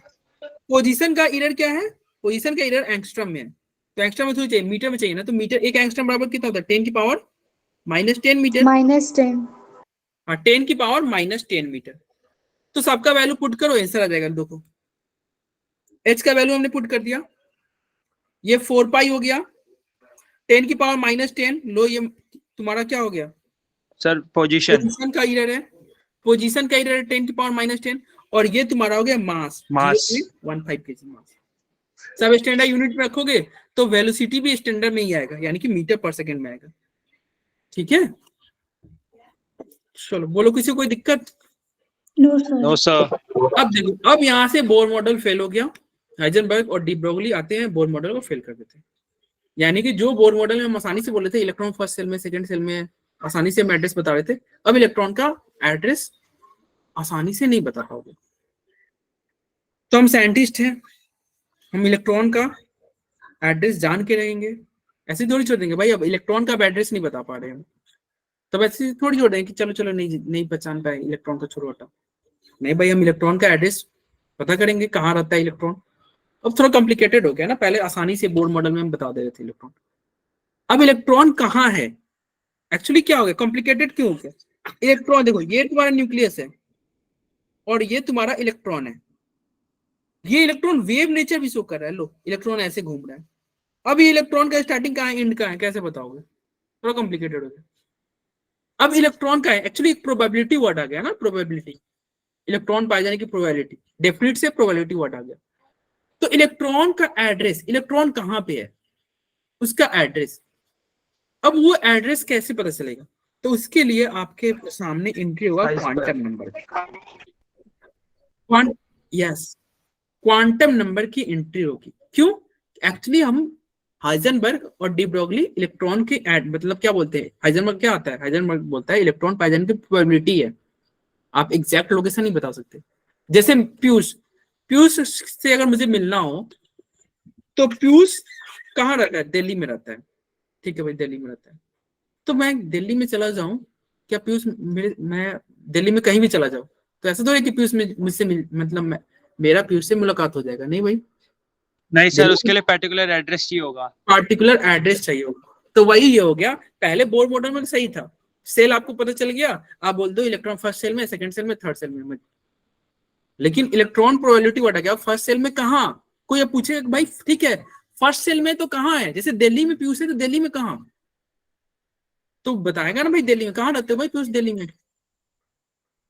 पीयूष लेफ्ट ही कर गया। चलो कोई और बता दो भाई, व्योम कहाँ रहते हो? इसको लग गया होगा कि भाई मैं सही एड्रेस बता दूंगा सर पहुंच जाएंगे। अरे तुम गलत एड्रेस भी बता सकते हो। व्योम बताओ भाई कहाँ रहते हो? दिल्ली में रहते हो क्या? दिल्ली में कहाँ रहते हो भाई? पालम। पालम में रहते हो। जरूरी नहीं है सही एड्रेस बताने की, आप कुछ भी बता सकते हो। पालम, अब पालम भी एक बड़ा जगह होगा, बड़ा एरिया होगा। अब जरूरी मैं पालम में पहुंच जाऊं तो क्या मेरी मुलाकात आपसे होगी? No sir. तो मैं पूछूंगा ना भाई पालम में कहाँ, मतलब ठीक है मोहल्ला तुम बता दिए ये एरिया है, ठीक है। जब भूत वाली गली, ठीक है, पालम में ये बोल रहा है कि भैया भूत वाली गली में, ठीक है, भूत वाली गली के, भूत वाली गली के भूत बंगले में, भूत बंगले में। भाई साहब जैसे एड्रेस है तुम्हारा, दिल्ली के पालम के भूत वाली गली के भूत बंगले में ये रहता है व्यू। तो अब तुम भूत वाले मतलब भूत बंगले में रहते हो, तो जरूरी थोड़ी है कि भूत बंगले में तुम हमेशा रहो। इट में पॉसिबल कि तुम बंगले में दिन में रहते हो ताकि लोग वाले दिन में मतलब तुम भूत बंगले में रह रहे हो, तो यूजुअली भूत लोग क्या रहते हैं दिन में घर में मतलब छुप के रहते हैं, रात को शिकार पे निकलते हैं। तो मुझे तुमसे मिलना होगा, ठीक है, तो तुम बोल रहे हो कि भैया, मैं पूछूंगा कि भाई तुम दिन में रहोगे उस बंगले में, तुम दिन में रहते हो कि रात में? तो तुम बोलोगे सर मैं रात में। दिन में रहता हूँ, रात को तो शिकार पे जाता हूँ। ठीक है, आप मेरे को से मिलना हो तो आप मेरे को से मिलना हो तो दिन में। या फिर तुम बोलोगे नहीं नहीं सर मैं दिन में स्कूल जाता हूँ, रात पे घर पे रहता हूँ। ठीक है, मेरे दोस्त लोग इंतजाम कर देते हैं मेरे खाने वगैरह का, तो मैं घर पे रात पे रहता हूँ, बंगले में रात में रहता हूँ। अगर इतना हमें पता चल जाए तो मैं व्योम से मिल लूंगा। कैसे मिल लूंगा? इसलिए बता दें कि देखो दिल्ली में सर आप आइएगा, दिल्ली के पालम में आइएगा, पालम में भूत वाली गली के भूत बंगले में रहते हैं, और मैं दिन में रहता हूँ, रात में तो शिकार पे निकलते हैं। दिन में आना सर, वेट हो जाएगा, आपका भी शिकार कर लेंगे। ठीक है, चलो इतना एड्रेस पता चल गया तो व्योम से हमारी भेंट हो जाएगी। वही सेम क्वेश्चन इलेक्ट्रॉन से ही पूछा जाएगा कि इलेक्ट्रॉन तुम कहाँ रहते हो। तो जैसे तुमने बोला कि मैं दिल्ली में रहता हूं, तो इलेक्ट्रॉन अपना सेल बताएगा कि देखो मैं फर्स्ट सेल में रहता हूँ, सेकंड सेल में रहता हूँ, थर्ड सेल में रहता हूँ, वही KLMN हो।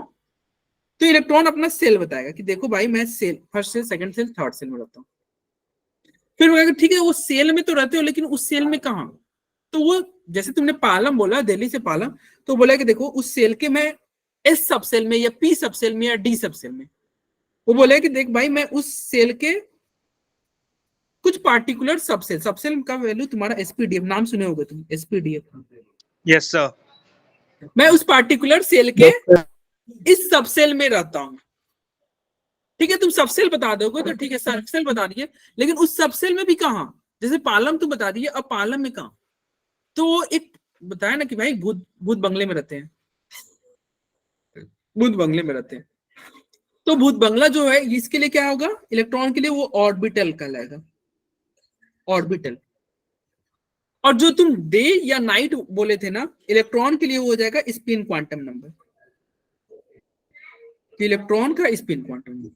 अगर इतना कुछ हमें पता चल जाए तो इलेक्ट्रॉन का एड्रेस हम बता देंगे, इलेक्ट्रॉन कहाँ पे। क्या पता चल जाए? सेल। अब ये जो सेल है ना, ये सेल का एक नया टर्म आएगा, है सेल ही, लेकिन उसको हम क्या बोलेंगे? Principal quantum number. क्या बोलेंगे? Principal quantum number. Principal quantum number, अरे वही एन जो बोर मॉडल में आ रहा था, वही एन है। ठीक है, प्रिंसिपल क्वांटम नंबर किसको बताता है? ये सेल को बताता है। First shell, second shell, third shell. Shell का एक और नाम होता है ऑर्बिट। फिर दूसरा आएगा एजीमुथल क्वांटम नंबर। जैसे तुम बोले थे ना पालम में रहते हैं, तो एजीमुथल क्वांटम नंबर क्या बताएगा? सबसेल।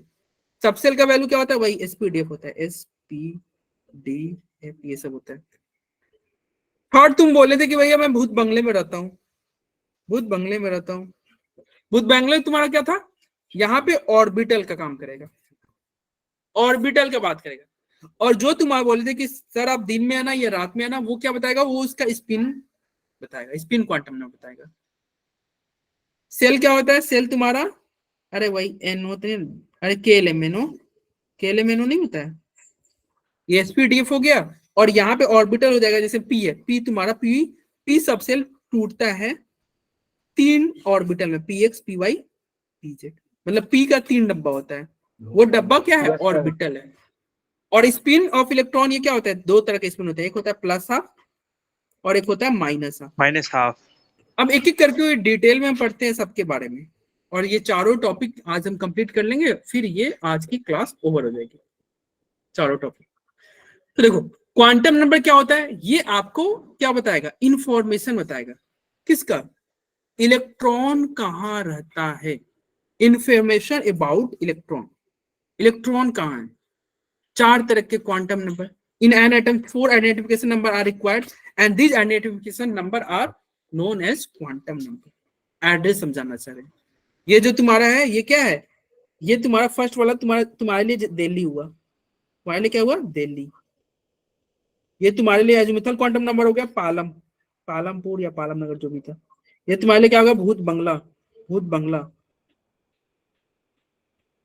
ठीक है, और ये स्पिन क्वांटम नंबर क्या हो गया? तुम डे या नाइट बोल रहे थे कि तुम दिन में रहोगे या घर पे रात में रहोगे।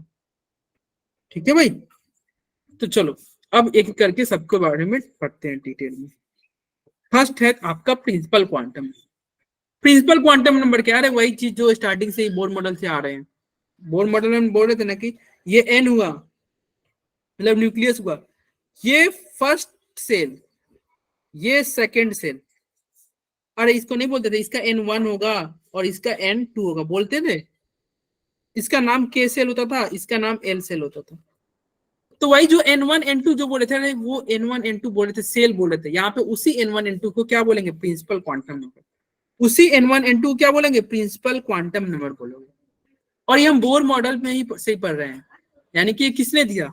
ये बोर साहब ने ही दिया था।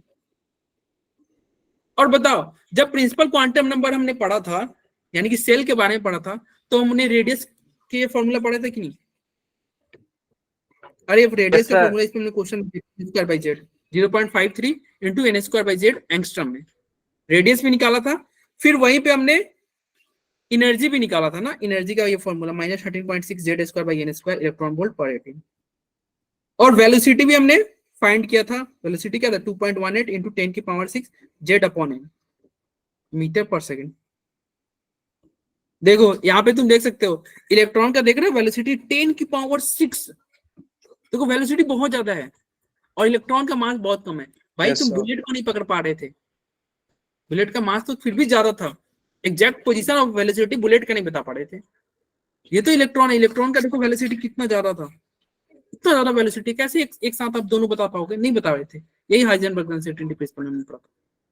तो देखो हमने वेलोसिटी के बारे में पढ़ा था बोर मॉडल में, ये एनर्जी के बारे में बात किया था, ये रेडियस के बारे में बात किया था।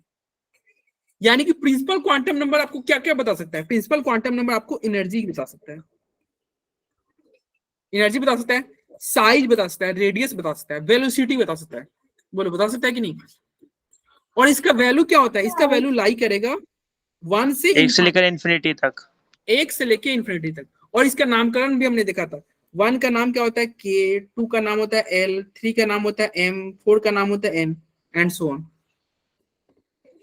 ठीक है, अरे बोलो। Yes sir. Yes sir. चलो आगे बढ़ते। तो यही प्रिंसिपल क्वांटम नंबर है, ये सारे फॉर्मूला वगैरह इसके बारे में हमने डिटेल में बात किया था रेडियस का। ठीक है, देखो यहाँ पे क्या हो रहा है, अगर एन बढ़ेगा तो देखो रेडियस तुम्हारा बढ़ेगा कि नहीं, देखो एन बढ़ेगा तो रेडियस बढ़ेगा, डायरेक्टली प्रोपोर्शनल है ना, यहाँ पे तुम देखो आर डायरेक्टली प्रोपोर्शनल है एन स्क्वायर, नहीं है, फॉर्मूला से देख लो। तो एन बढ़ेगा तो रेडियस बढ़ेगा, ऑब्वियस सी बात है। यहाँ पे तुम अगर एनर्जी की बात करोगे, देखो यहाँ पे माइनस लगा हुआ है ना, तो और नीचे एन स्क्वायर है, तो बताओ एनर्जी डायरेक्टली प्रोपोर्शनल हुआ कि इनवर्सली प्रोपोर्शनल हुआ, एन स्क्वायर डायरेक्टली या इनवर्सली? अरे डायरेक्टली प्रोपोर्शनल है, क्यों? क्योंकि एक माइनस पहले से लगा हुआ है और एन स्क्वायर नीचे है ना, तो डायरेक्टली प्रोपोर्शनल नहीं हो गया। तो इसलिए देखो एनर्जी बढ़ रहा है, एनर्जी बढ़ रहा है, एनर्जी बढ़ रहा है, जैसे जैसे एन बढ़ेगा एनर्जी बढ़ेगा। लेकिन वेलोसिटी देखो एन नीचे है, तो इसलिए वेलोसिटी इनवर्सली प्रोपोर्शनल है, वेलोसिटी एन के इनवर्सली प्रोपोर्शनल है, यहाँ पे कोई माइनस में नहीं चलेगा। तो इनवर्सली प्रोपोर्शनल है, जैसे 1 से क्या हो गया 1 2 3 1 2 3 4 बढ़ते जा रहा है, वेलोसिटी घटते जा रहा है। ठीक है, चलो देखो अभी जो है ना, अभी हम क्या इलेक्ट्रॉन के एड्रेस पढ़ रहे हैं, और इसका अगला टॉपिक जो होगा वो नोड वगैरह पढ़ेंगे, और फिर आप इलेक्ट्रॉनिक कॉन्फ़िगरेशन सीखोगे और ये चैप्टर कंप्लीट हो जाएगा।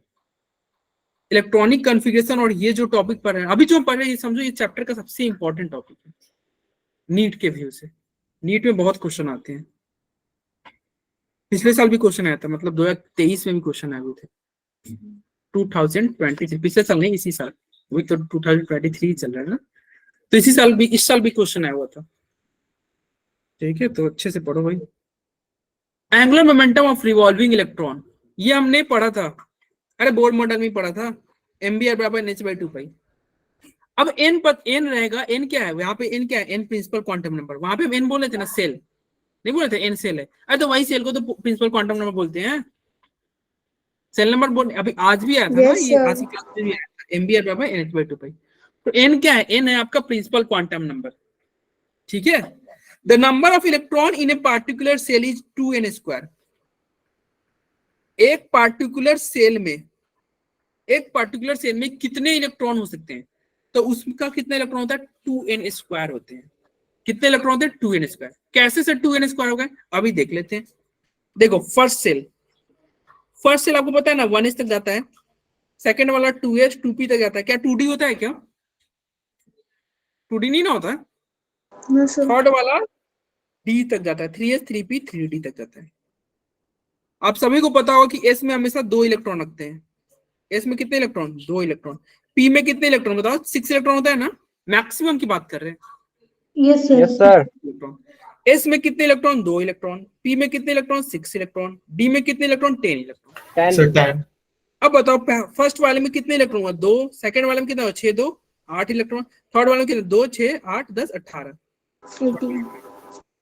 अब बताओ अगर इस फॉर्मूले की बात करें 2n स्क्वायर, क्या अप्लाई हो रहा है क्या, देखो n का वैल्यू 1 रखोगे तो 2 होगा कि नहीं, n का वैल्यू अगर 2 रखोगे तो 8 होगा कि नहीं, और n का वैल्यू अगर 3 रखोगे तो 18 होगा कि नहीं। देखो 3 का स्क्वायर इंटू 9, 3 का स्क्वायर यानी कि 9 और इंटू 2, अरे 2 इंटू 3 का स्क्वायर 18 के बराबर नहीं हो जाएगा, यस सर। चलो 18 के बराबर हो जाएगा। ठीक है, तो ये तुम फॉर्मूला ध्यान रखना कि पार्टिकुलर सेल में, एक किसी सेल में कितने इलेक्ट्रॉन हो सकते हैं, एक पार्टिकुलर सेल में कितने इलेक्ट्रॉन हो सकते हैं, कितने हो सकते हैं, 2n स्क्वायर हो सकते हैं, कितने हो सकते हैं भाई, 2n स्क्वायर हो सकते हैं। ये आप डायरी में नोट कर लेना, 2n स्क्वायर। ठीक है, 2n स्क्वायर इलेक्ट्रॉन हो सकते हैं। ठीक है भाई, चलो आगे बढ़ते हैं। अब आता है प्रिंसिपल क्वांटम नंबर के बाद azimuthal quantum number. Principal quantum number में किसी को कोई दिक्कत हो तो बताओ। कुछ नहीं भाई, प्रिंसिपल वही है जो तुम्हारा बोर्ड मॉडल में जिसको हम सेल बोल रहे थे ना, उसी का बस नाम बदल गया यार। ऐसा नहीं होता है कि नया रैपर आ गया, जैसे ये लेज के पैकेट चिप्स वाले करते हैं, पैकेट चेंज कर दिया, अंदर तो वही होगा। ऐसा तो नहीं होता है पैकेट चेंज कर दोगे तो कुछ और अंदर निकल जाएगा। क्वेश्चन रह गई क्या, रुक जाओ। ठीक है, अब यहाँ पे एक्चुअली वो आपके सिलेबस में नहीं है। ठीक है, वो आपके सिलेबस में नहीं है। उसके ओके, तो देखो ये जो तुम्हारा सेल है ना, ये जो सेल है ना, इसको हम क्या बोल रहे थे, इसको हम फर्स्ट सेल बोल रहे थे ना, इसको n इक्वल टू 1। तो ये जो सेल बोल रहे थे ना, first shell, second shell, third shell, वही जो तुम्हारा सेल है ना, ठीक है, वही तुम्हारा क्या कर रहा था, प्रिंसिपल क्वांटम नंबर बोल रहा था, ठीक है, उसी को हम क्या बोले थे, प्रिंसिपल क्वांटम नंबर। अब आते हैं अगला, एज़िमुथल क्वांटम नंबर। इसके बारे में कोई कुछ बता सकता है क्या? अरे बोलो। सर शेप भी बताता है। हाँ, सेब बताता है, बहुत बढ़िया। और कुछ बताओ भाई इसके बारे में। सर एंगुलर मोमेंटम बताता है सर ये ऑर्बिटल का। सर ये मल्टी इलेक्ट्रॉन में एनर्जी बताता है।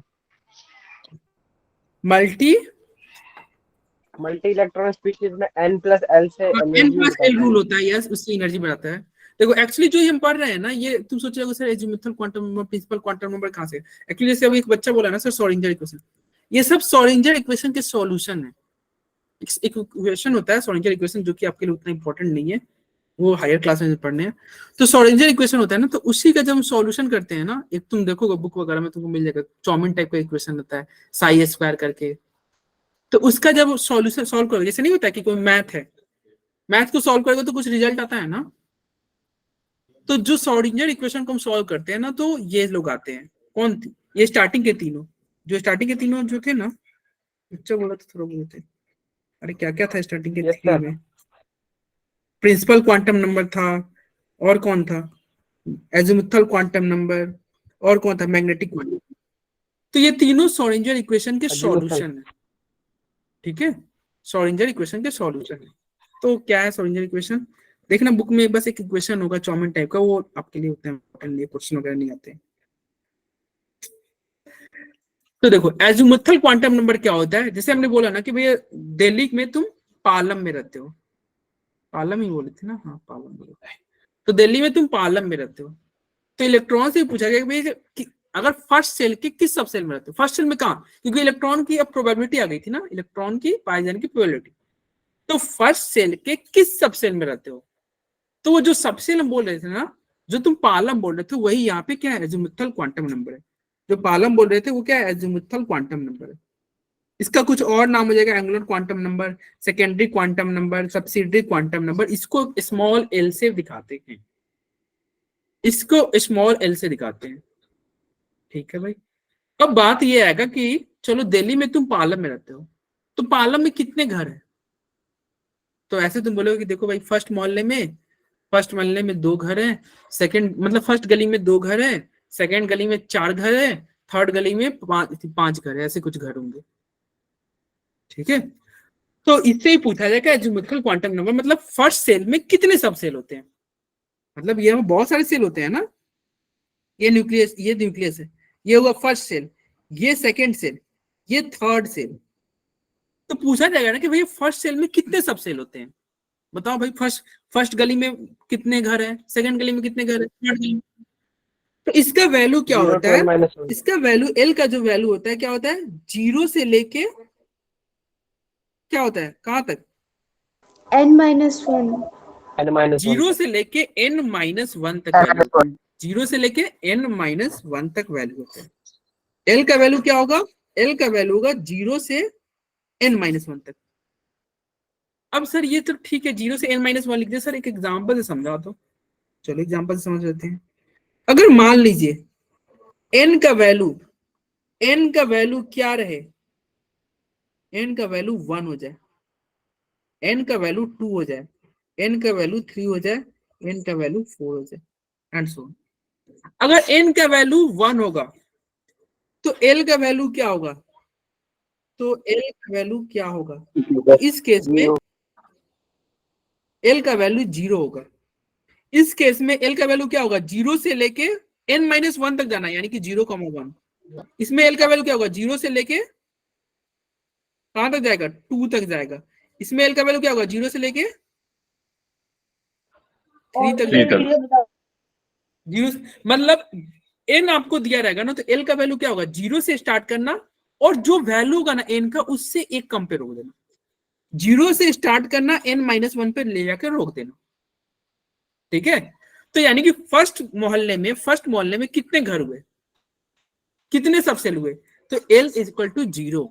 अब ये L इक्वल टू 0 का कुछ नाम होता है, क्या नाम होता है, L 0 का नाम S, क्या नाम होता है इसका सबसेल। L का वैल्यू अगर 1 है तो इसका नाम क्या होगा P, इसका नाम होगा S। 0 का नाम क्या है S, 1 का नाम होता है P, 2 का नाम होता है D।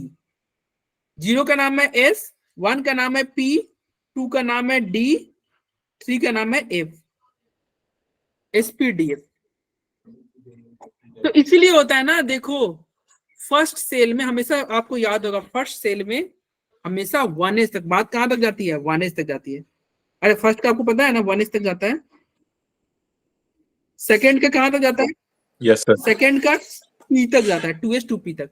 थर्ड का आपको पता है ना 3D तक जाता है, और फोर्थ का भी आपको पता होगा कि F तक ये जाता है।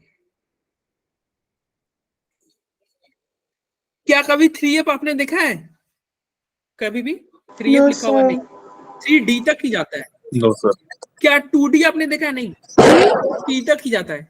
क्या 1P आपने देखा है, नहीं, 1S तक ही जाएगा।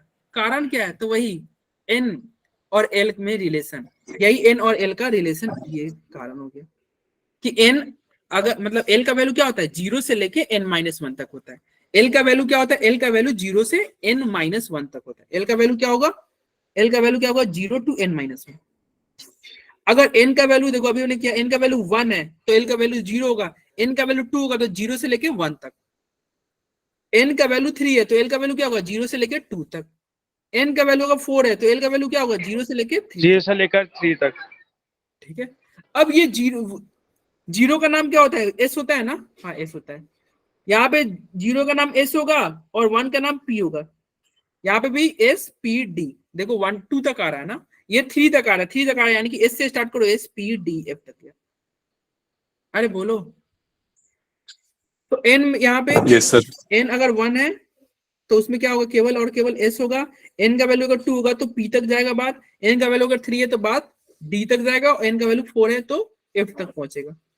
ठीक है, अरे बोलो। यस सर, ये देखो, ये तुम्हारा इलेक्ट्रॉनिक कॉन्फ़िगरेशन के लिखने की तरफ हम जा रहे हैं धीरे धीरे। ये सब आ जाएगा ना, फिर आपको इलेक्ट्रॉनिक कॉन्फ़िगरेशन बहुत अच्छे से आ जाएगा, कैसे इलेक्ट्रॉनिक कॉन्फ़िगरेशन लिखते हैं। ये यहाँ पे ये दिया हुआ है एनर्जी, एनर्जी जो होता है वो डायरेक्टली प्रोपोर्शनल होता है N+L। एक बच्चा बोल भी रहा था, एनर्जी का वैल्यू क्या होता है, N+L के डायरेक्टली प्रोपोर्शनल है। इसके बारे में हम नेक्स्ट क्लास में और डिटेल में बात करेंगे। अरे n क्या हो गया, n वही जो प्रिंसिपल क्वांटम नंबर यानी कि सेल को बता रहा है, और l क्या बता रहा है, सबसे। तो N+L रूल क्या है, नेक्स्ट क्लास में हम लोग बात करेंगे, अभी यहाँ पे रहने दो, टाइम कम है, आगे बढ़ते हैं। यहाँ पे है the orbital angular momentum, orbital angular momentum. Orbital angular momentum का फॉर्मूला होता है √L into L+1 into h/2π। क्या होता है भैया, √L इंटू L+1 h/2π, ये ऑर्बिटल एंगुलर मोमेंटम। अगर क्वेश्चन कहेगा कि भैया एस सबसेल के लिए, एस सबसेल के लिए ऑर्बिटल एंगुलर मोमेंटम बताओ, क्योंकि एस का एल क्या होगा, एस का एल क्या होगा बताओ। 0 यस, रितेश ने सबसे पहले बोला, एस का एल 0 होता है, एस का एल 0 होता है। तो बताओ 0 पुट करोगे इसमें तो बताओ एस सबसेल के लिए ऑर्बिटल एंगुलर मोमेंटम का वैल्यू 0 नहीं हो जाएगा। यस सर, 0 होगा। लेकिन पी सबसेल के लिए अगर पूछेगा, पी सबसेल के लिए बताओ, पी सबसेल के लिए एल का वैल्यू क्या होता है, जल्दी बताओ। 1। यस, शुभम, निशांत, रितेश 1 सही बोला। तो एल का वैल्यू 1 होता है, तो 1 यहाँ पे पुट करो, फॉर्मूले में 1 का वैल्यू पुट करो, यहाँ पे 1 पुट करोगे तो क्या हो जाएगा, क्या हो जाएगा, √1 सर √2 + 1, यस √2 ही होगा, √2 h/2π। तो क्या हो जाएगा, √2 h/2π। ठीक है, तो यही तुम्हारा आंसर था यहाँ पे। अरे बोलो। Yes sir. Yes sir, yes sir, ये फॉर्मूला ये तुम डायरी में लिख लेना, क्वेश्चन इससे नीट वगैरह में आते हैं। ऑर्बिटल एंगुलर मोमेंटम का फॉर्मूला क्या है, √L into L+1, √L into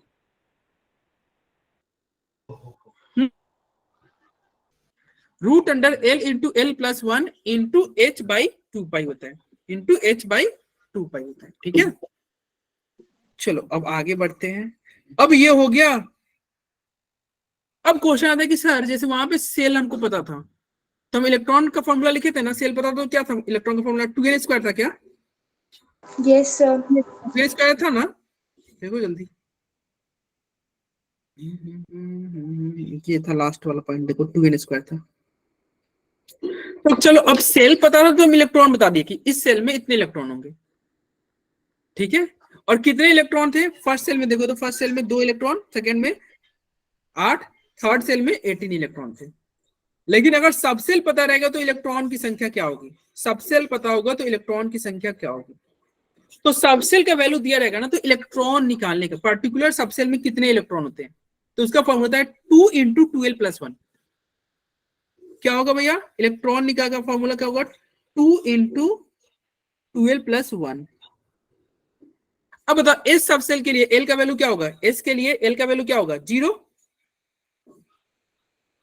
अरे बोलो, जैसे 0, S के लिए एल का 0, पी के लिए एल का वैल्यू 1, डी के लिए एल का वैल्यू 2, एफ के लिए एल का वैल्यू 3। इसका वैल्यू है एल का वैल्यू। अब एल का वैल्यू तुम पुट करते जाओ, तुम्हारा इस किस में, इस फॉर्मूले में कितने आएगा, 2, 6, 10, 14। एफ का एक मैं कैलकुलेट, देखो एफ का अगर तुम कैलकुलेट करोगे, एफ का 2 इंटू 2l प्लस 1 है, क्या होगा 2 गुना 2 इंटू एल का वैल्यू क्या है 3 प्लस 1 क्या हो जाएगा 7, 2 इंटू 7 14 हो गया। और तुमको पहले से ही पता होगा कि एस सबसेल में 2 ही इलेक्ट्रॉन होता है ना, अरे एस सबसेल में 2 इलेक्ट्रॉन होता है, S2 होता है। Yes sir. फिर क्या यस होता है, सर। D में 6 होते हैं, डी में 10 होता है और F में 14 होता है। ये तुमको पहले से पता होगा। और यहाँ पे हमने देख भी लिया किससे, इस फॉर्मूले से, भैया इस फॉर्मूले से देखा ना कि S में कितने इलेक्ट्रॉन हुए 2, P में कितने हुए 6, D में कितने हुए 10, F में कितने हुए 14। मतलब इलेक्ट्रॉन निकालने का पार्टिकुलर सबसेल में कितने इलेक्ट्रॉन होगा, क्या फॉर्मूला होगा 2 इंटू 2l प्लस 1। ये फॉर्मूला आप डायरी में नोट कर लेना, और इसी फॉर्मूला से क्वेश्चन आया हुआ था 2023 में, यही फॉर्मूला पे आया हुआ था 2 इंटू 2l प्लस 1। चलो आगे बढ़ते हैं, किसी को कोई दिक्कत? No sir. No sir. देखो एस का शेप जो होता है ना, शेप के बारे में हम लोग डिटेल में पढ़ेंगे नेक्स्ट क्लास में। एस का शेप अभी स्पेरिकल होता है, पी का डम्बेल होता है, डी का डबल डम्बेल होता है, एफ का कॉम्प्लेक्स शेप होता है। ये सारे शेप के बारे में हम नेक्स्ट क्लास में हम डिस्कस करेंगे, अभी बस देख लिए आगे बढ़ते कैसा शेप होता है ये हम नेक्स्ट। अब है हमारा मैग्नेटिक क्वांटम नंबर, यानी कि हम आपने दिल्ली बताया, दिल्ली के बाद में क्या बोले थे, दिल्ली के बाद में बोले थे कि पालम में रहते हो, और पालम के बाद में बोले थे भूत बंगला में रहते हो। तो ये भूत बंगला क्या है, मैग्नेटिक क्वांटम नंबर है। मतलब इलेक्ट्रॉन कहाँ रहता है हम ये जानना चाह रहे हैं। बोले थे ना कि भूत बंगले में रहते हो और फिर दिन में मिलोगे या रात में मिलोगे। तो ये जो तुम्हारा भूत बंगला था, अगर मुझे वेव से मिलना होगा तो मुझे भूत बंगला में जाना होगा, वैसे ही इलेक्ट्रॉन से मिलना होगा तो मुझे उसके मैग्नेटिक क्वांटम नंबर तक पहुंचना होगा। ठीक है, और ये जो होता है, ये जो रिप्रेजेंट करता है, ये ऑर्बिटल को रिप्रेजेंट करता है। It represent the orientation of electron cloud, मतलब ये ऑर्बिटल के बारे में बताएगा। ऑर्बिटल को हम लोग बोलेंगे डब्बा, डब्बा। ठीक है, ऑर्बिटल आपका डब्बा के बारे में बताएगा। डब्बा मतलब क्या हुआ, देखो पी के 3 डब्बे होते हैं, आपको पता होना चाहिए, तुम्हें पता भी होगा यार, मिड टर्म एग्जाम तो देखे, पी के 3 डब्बे होते हैं ना। अरे एस के 1 डब्बे होते हैं, यस सर। डी यस के सर। 5 डब्बे होते हैं, यस सर। 5 डब्बे होते हैं, मिड टर्म एग्जाम देख के आओ, इतना तो पता होगा। एफ के 7 डब्बे होते हैं, एफ के कितने 7। डब्बे होते हैं 7। और हर एक डब्बे में कितने इलेक्ट्रॉन रख सकते हो, 2। हर एक डब्बे में 2 इलेक्ट्रॉन रख सकते हो, तो 2 2 4 2 6 7। तो ये डब्बा कौन बता रहा है, ये डब्बा बता रहा है मैग्नेटिक क्वांटम नंबर। और ये डब्बा क्या है, डब्बा वो जगह है जहां पे इलेक्ट्रॉन पाए जाने की प्रोबेबिलिटी सबसे ज्यादा है। मतलब वेव कहाँ मिलेगा, वेव मुझे मिलेगा भूत बंगले में। अगर मुझे वेव से मिलना होगा, मैं दिल्ली में जाकर घूमता रह जाऊँ, मुझे नहीं मिलेगा। मैं पार्लर में भी जाकर घूमता रह जाऊंगा, नहीं मिलेगा। एक्चुअली व्योम कहाँ है? वो तो भूत बंगले में है। मुझे मिलना होगा तो मुझे भूत बंगले में जाना होगा। यानी कि इलेक्ट्रॉन कहाँ है? इलेक्ट्रॉन उस डब्बे के अंदर है। अरे इसी डब्बे में तो हम इलेक्ट्रॉन को भरते थे ना, ऐसे हर डब्बे में 2 इलेक्ट्रॉन, हर डब्बे में 2 इलेक्ट्रॉन। अरे बोलो भाई, तो इलेक्ट्रॉन पाए जाने की प्रोबेबिलिटी क्या है? सबसे ज्यादा कहाँ है? तो उसी डब्बे में। तो डब्बा क्या है? ऑर्बिटल। ऑर्बिटल क्या होता है? ऑर्बिटल वो जगह होता है, ऑर्बिटल वो जगह होता है 3D में, वो स्पेस जगह है, 3D space around the nucleus, जहां पे प्रोबेबिलिटी ऑफ फाइंडिंग इलेक्ट्रॉन क्या है? सबसे ज्यादा है। मैक्सिमम। पाए जाने की प्रोबेबिलिटी सबसे ज्यादा उसी डब्बे में। इलेक्ट्रॉन कहाँ मिलेगा? उसी डब्बे में। और इसका ठीक अपोजिट होता है नोड। नोड क्या होता है? नोड वो जगह होता है जहां पे इलेक्ट्रॉन पाए जाने की प्रोबेबिलिटी क्या होती है? 0। जीरो। ऑर्बिटल क्या होता है? ऑर्बिटल वो जगह है जहां पे इलेक्ट्रॉन पाए जाने की प्रोबेबिलिटी सबसे मैक्सिमम है। नोड क्या है? नोड वो जगह है जहां पे इलेक्ट्रॉन पाए जाने की प्रोबेबिलिटी 0 है। अब ये नोड के बारे में हम नेक्स्ट क्लास में पूरे डिटेल में पढ़ेंगे। दो तरह के नोड होते हैं, एक होता है रेडियल नोड, एक होता है एंगुलर नोड। इसके कुछ फॉर्मूले होते हैं, ये सब हम लोग नेक्स्ट क्लास में डिस्कस करेंगे नोड वाले। अभी तो हम इलेक्ट्रॉन के एड्रेस के तरफ चलना चाहें। मतलब आज की क्लास का हमारा टारगेट है ये ऑर्बिटल। ऑर्बिटल क्या है? इलेक्ट्रॉन के पाए जाने की प्रोबेबिलिटी जहां सबसे मैक्सिमम। तो देखो, इलेक्ट्रॉन से हमें मिलना था, हमें वोएम से मिला था, हम दिल्ली पहुंचे, यानी कि सबसे पहले सेल में पहुंचे। फिर दिल्ली से पालम पहुंचे, यानी कि सेल से सब सेल में पहुंचे। फिर पालम से भूत बंगले में पहुंचे, यानी कि भूत बंगला क्या है? वही ऑर्बिटल। जो डब्बा है, जो ऑर्बिटल है, वो भूत बंगला है। भूत बंगले में पहुंचोगे, उसी में इलेक्ट्रॉन होगा। ऑब्वियस ही बात है, आपको ही पता है कि उसी डब्बे में हम लोग इलेक्ट्रॉन फिल करते हैं, और कहीं थोड़ी फिल करते हैं, उसी डब्बे में फिल करते हैं, ऐसे करके।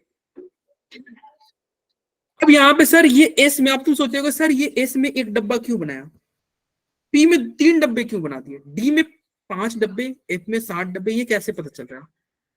तो डब्बा कितना बनेगा उसके लिए एक फॉर्मूला होता है। यानी कि डब्बा, यानी कि इसको बोलते हैं मैग्नेटिक क्वांटम नंबर। क्या बोलते हैं? Magnetic quantum number. और इसको स्मॉल एम से डिनोट करते हैं। तो स्मॉल एम का वैल्यू क्या होता है? देखो, स्मॉल एम का वैल्यू होता है -L से +L तक। स्मॉल एम का वैल्यू क्या होगा? -L से +L तक। चलो अब इसको अप्लाई करते हैं। हमें क्या जानना है? हमें स्मॉल एम निकालना है। स्मॉल एम निकालना है, इसका वैल्यू होता है -L to +L। चलो भाई, अगर L का वैल्यू 0 है तो आप बताओ M का वैल्यू क्या होगा? -L to +L, यानी कि -0 से +0, यानी कि M तो 0 हो गया। बोलो भाई, अगर L का वैल्यू 1 होगा, L का वैल्यू 2 होगा, L का वैल्यू 3 होगा, L का वैल्यू 4 होगा, ठीक है, ऐसे ही चला जाएगा, सुवन चला जाएगा। अब बताओ L का वैल्यू 1 है, का वैल्यू 1 है, तो M का वैल्यू बताओ क्या होगा? -1 से +1 तक होगा कि नहीं? Yes sir. यानी कि -1 से +1 एक एक वैल्यू इंक्रीज करता है। -1, 0 और फिर +1 होगा। ये 2 है तो इसका वैल्यू होगा -2 से +2 तक, यानी -2, -1, 0, +1, +2। समझ में आ रहा है? ये Yes, L का वैल्यू 3 है तो क्या होगा? -3 से +3 तक, यानी कि -3, -2, -1, 0, +1, +2, +3। समझ में आ रहा है? ये क्या होगा? -4 से +4 तक। कहां तक जाएगा? -4 से +4 तक। अरे यही L का 0 था तो इसी का नाम तो S था ना। ये 1 है तो इसका नाम P था कि नहीं? बताओ भाई। ये 2 था तो इसका नाम क्या था? D था कि नहीं? Yes sir. ये 3 था तो इसका नाम F हो जाएगा, SPTFG। बोलो भाई। अब बताओ S का M कितना हुआ? S का M कितना है? Yes, बस sir. 1 है कि नहीं? इसलिए M, S का कितना डब्बा होगा? 1 डब्बा होगा कि नहीं? बताओ भाई। Yes sir. इसका Yes, sir. यहाँ पे L अगर 1 है तो यहाँ पे वैल्यू 3 है, यानी कि इसके में 3 डब्बे होंगे कि नहीं? अरे जितना M उतना डब्बा। यहाँ पे इसका वैल्यू 2 है, यानी कि कितने? 5 2 है तो देखो 5 डब्बा हो रहा है कि नहीं? -2 से 5 डब्बा हो रहा है कि नहीं? बोलो भाई। अरे समझ में आ गया ना कि किसमें क्यों 1 डब्बा हो रहा है, क्यों 3 हो रहा है, क्यों 5 हो रहा है, यहाँ पे 7 डब्बा हो जाएगा, क्यों 7 डब्बा हो रहा है? समझ में आया? अगर आपको सर ये याद है तो आप डायरेक्ट भी डायरेक्ट तो लिख दो, निकाल सकते हैं। नहीं तो ये नहीं सर 12 अरे 12+1 डब्बा थोड़ी बता रहा है माइनस। अच्छा वो, हाँ वो बता देगा, हाँ वो बता देगा, मुझे लगा वो इलेक्ट्रॉन की बात करो। अरे तभी तो देखो, तभी तो वहां पे देखो इलेक्ट्रॉन पाए जाने कितना इलेक्ट्रॉन होगा। हमने क्या किया था, 2 × 12+1 किया था ना। देखो देखो फॉर्मूला देखो, 2 × 12+1 किया था। अरे 12+1 क्या डब्बा बताता है ना, और एक डब्बे में कितने इलेक्ट्रॉन होते हैं, 2 इलेक्ट्रॉन होते हैं, इसलिए 2 से मल्टीप्लाई किया था। समझ में आया? तो डब्बा कितना होगा 12+1 बता देगा। लेकिन डब्बा का वैल्यू क्या होगा, कोई पूछेगा ठीक है वो डब्बा का वैल्यू क्या है, तो ये वैल्यू ये बताएगा -L से +L, ये वैल्यू बताता है। देखो नहीं, जैसे इस एक डब्बे का वैल्यू कितना है, इसमें का एक डब्बा का वैल्यू क्या होगा, -1 होगा, एक का 0 होगा, एक का +1 होगा। इसका वैल्यू क्या होगा, एक का -2, एक का -1, एक का 0, बीच में 0 होता है, फिर एक का +1, फिर एक का +2, ये वैल्यू बता देगा। ठीक है, और ये क्या है, ये वैल्यू आपको बता देगा। चलो डब्बा भी पता चल गया, वैल्यू भी पता चल गया। ठीक है, देखो यहाँ पे वैल्यू ही तो लिखा हुआ है ना, वैल्यू, और फिर काउंट कर लोगे कितने डब्बे हुए, वही 12+1 करके। अरे किसी को कोई दिक्कत? तो ये तुम्हारा मैग्नेटिक क्वांटम नंबर था, जो कि आपको डब्बा के, आपके आए डब्बे के बारे में बताया कितने डब्बे हैं। चलो भाई इसके आगे बढ़ते। अब आता है हमारा लास्ट, जो कि है स्पिन क्वांटम नंबर, और ये कंप्लीट तुम मतलब व्योम से मिल लोगे। मतलब व्योम से मिलने का मतलब क्या था, कि चलो भूत बंगले में पहुंच जाए, जरूरी थोड़ी हमेशा भूत हो, कभी कभी भूत शिकार पे भी तो जाता है ना। ठीक है, तो व्योम से मिलना होगा तो हमें उसका क्या जानना होगा, कि व्योम कब है, कब मिलेगा, दिन में कि रात में। तो वैसे ही इलेक्ट्रॉन से मिलना होगा, तो इलेक्ट्रॉन भी हम पूछेंगे ना कि भाई इलेक्ट्रॉन कैसे मूव कर रहा है। एक्चुअली देखो बोर मॉडल में हमने पढ़ा था कि इलेक्ट्रॉन गोल गोल घूमता है, जैसे प्लैनेट सन के चारों तरफ घूमता है। अब बताओ प्लैनेट रोटेशन और रिवॉल्यूशन दोनों करता है कि नहीं? Planet Yes, sir. रोटेशन और रिवॉल्यूशन दोनों करता है। तो वैसे ही इलेक्ट्रॉन भी गोल गोल तो घूम रहा है। मान लो ये न्यूक्लियस है, ये तुम्हारा न्यूक्लियस है, इस न्यूक्लियस के चारों तरफ इलेक्ट्रॉन गोल गोल तो घूम रहा है। ये लास्ट स्लाइड है, इसके बाद में क्लास हो जाएगा। इलेक्ट्रॉन चारों तरफ गोल गोल तो घूम रहा है, लेकिन वो अपने ही एक्सिस पे भी रोटेट भी करेगा। रोटेट कैसे करेगा, या तो इलेक्ट्रॉन क्लॉकवाइज घूमे या फिर एंटी क्लॉकवाइज। और जैसे तुम्हारा रोटेशन और रिवॉल्यूशन होता है, रोटेशन की वजह से क्या होता है, दिन रात होता है, रिवॉल्यूशन की वजह से सीजन चेंज होते हैं, हाँ ठंडी से और समर विंटर सर होते ये हैं। भी तो हो सकता है कि वो रोटेशन ही उल्टी कर जाए। क्या, दोनों करते हैं, दोनों देखो इलेक्ट्रॉन तुम्हारा रोटेशन और रिवॉल्यूशन दोनों करेगा, या तो क्लॉकवाइज या तो एंटी क्लॉकवाइज। ठीक है, और तभी तो देखो इलेक्ट्रॉन हम एक डब्बा में रखते हैं, तुम देखते हो एक ऊपर की तरफ रहता है, एक नीचे की तरफ। ये जो ऊपर की तरफ होता है ना, इसको हम बोलते हैं प्लस हाफ, और ये जो इलेक्ट्रॉन को हम नीचे की तरफ रखते हैं उसको बोलते हैं माइनस हाफ। ये उसके स्पिन को बता रहा है। तो इलेक्ट्रॉन कैसे घूम रहा है, क्लॉकवाइज कि एंटी क्लॉकवाइज।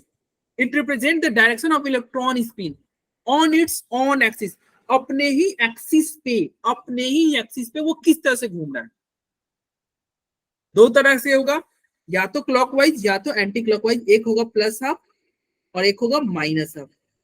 प्लस हाफ का इलेक्ट्रॉन ऐसे हम दिखाते हैं डब्बे में, माइनस हाफ का इलेक्ट्रॉन को ऐसे उल्टा दिखाते हैं। यानी कि एक डब्बे में 2 इलेक्ट्रॉन होगा, तो एक का स्पिन प्लस हाफ होगा, एक का स्पिन माइनस हाफ होगा। एक का स्पिन पॉलीप्रिंसिपल, एक का स्पिन अप होगा, एक का स्पिन डाउन होगा।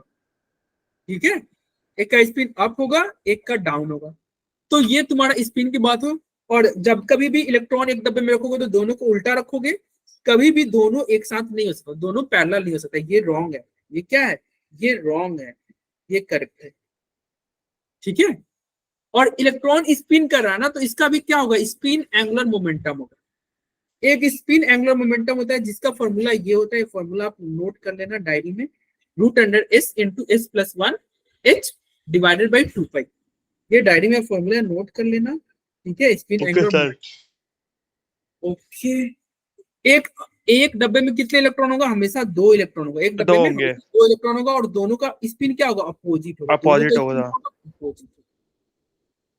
यहाँ पे एक क्वेश्चन है, जल्दी से इस क्वेश्चन को निपटाओ, ये लास्ट स्लाइड है और क्लास को ओवर करो। देखो 7py है ना, 7py है और इसका क्या कर रहा है, n बताओ, इसका l भी पूछ रहा है, इसका m भी पूछ रहा है, nlm सब पूछ रहा है, इसका n भी पूछ रहा है, l भी पूछ रहा है, m भी पूछ रहा है। तो एक आसान एग्जांपल से स्टार्ट करते हैं, फिर आपको समझ जाएगा। अगर मान लो 5s लिखा हुआ है, तो जो ये आगे लिखा रहता है ना, ये इसके n को बताता है, यानी कि n बराबर क्या होगा 5, और ये s क्या बताएगा, s l को बताएगा, l क्या है 0। चूंकि l 0 है तो m आपको भी पता है m क्या होगा, m का वैल्यू तो 0 ही होगा, समझ आ गया, और m 0 होगा, ठीक है। तो n क्या होता है, जो आगे लिखा रहता है वो n लिखा रहता है। और हमेशा याद रखना, जो z वाले होते हैं जैसे pz का m क्या होगा, 0 होगा, pz का m 0, मतलब z वाले का जो z एक्सिस में जो होगा ना, उसका वैल्यू 0 होता है, उसका m क्या होता है 0। चलो इतना जान लिए, क्वेश्चन सॉल्व हो जाएगा। क्या कर रहा है, n पूछ रहा है, बताओ इसके आगे 7 लिखा हुआ है, तो n का वैल्यू 7 हो गया कि नहीं, बोलो। Yes sir. और ये p लिखा हुआ है, p Yes, लिखा sir. हुआ है, यानी कि p लिखा हुआ है, तो p का l क्या होता है बताओ। 1 1 यस, p का l क्या होगा, 1 होगा। और चूंकि ये py है, z नहीं है, py है, तो py का वैल्यू क्या होगा, py का वैल्यू, py का m क्या होगा, m -1 से +1 होता है, लेकिन z नहीं है, y लिखा हुआ है, इसलिए इसका वैल्यू क्या होगा, या तो -1 या तो +1। क्या होगा, या तो -1 या तो +1। z रहता है तो 0 लेके जाता है, z नहीं है तो -0 के अलावा जो है उसको लिख दो। तो क्या हो गया, m का वैल्यू हो गया +1 -1, l का वैल्यू क्या होगा, l का वैल्यू 1 हो गया। सिमिलरली एक ये क्वेश्चन है, बताओ इसमें आगे 3 लिखा हुआ है, तो n क्या हो गया, n 3 हुआ कि नहीं, यस सर। और s लिखा हुआ है तो l का वैल्यू क्या होगा, l का वैल्यू क्या होगा, 0 0 होगा क्या। चूंकि l 0 है तो बताओ l 0 है तो m क्या होगा, m तो वैल्यू 0 0 ही होगा, क्योंकि m 0 क्यों होगा, क्योंकि m क्या होता है -l से +l तक। तो ये रहा, क्या रहा, n3 l0 m0। और ये लास्ट क्वेश्चन आज की क्लास का, ये बताओ 5 लिखा हुआ है, तो बताओ n का वैल्यू क्या होगा, 5 सर 5 d लिखा हुआ है तो l का वैल्यू क्या होगा, d लिखा हुआ है तो 2 2, यस, d लिखा हुआ है तो l का वैल्यू क्या होगा, 2 होगा। और ये z लिखा हुआ है, z लिखा हुआ है m तो m 0 होगा।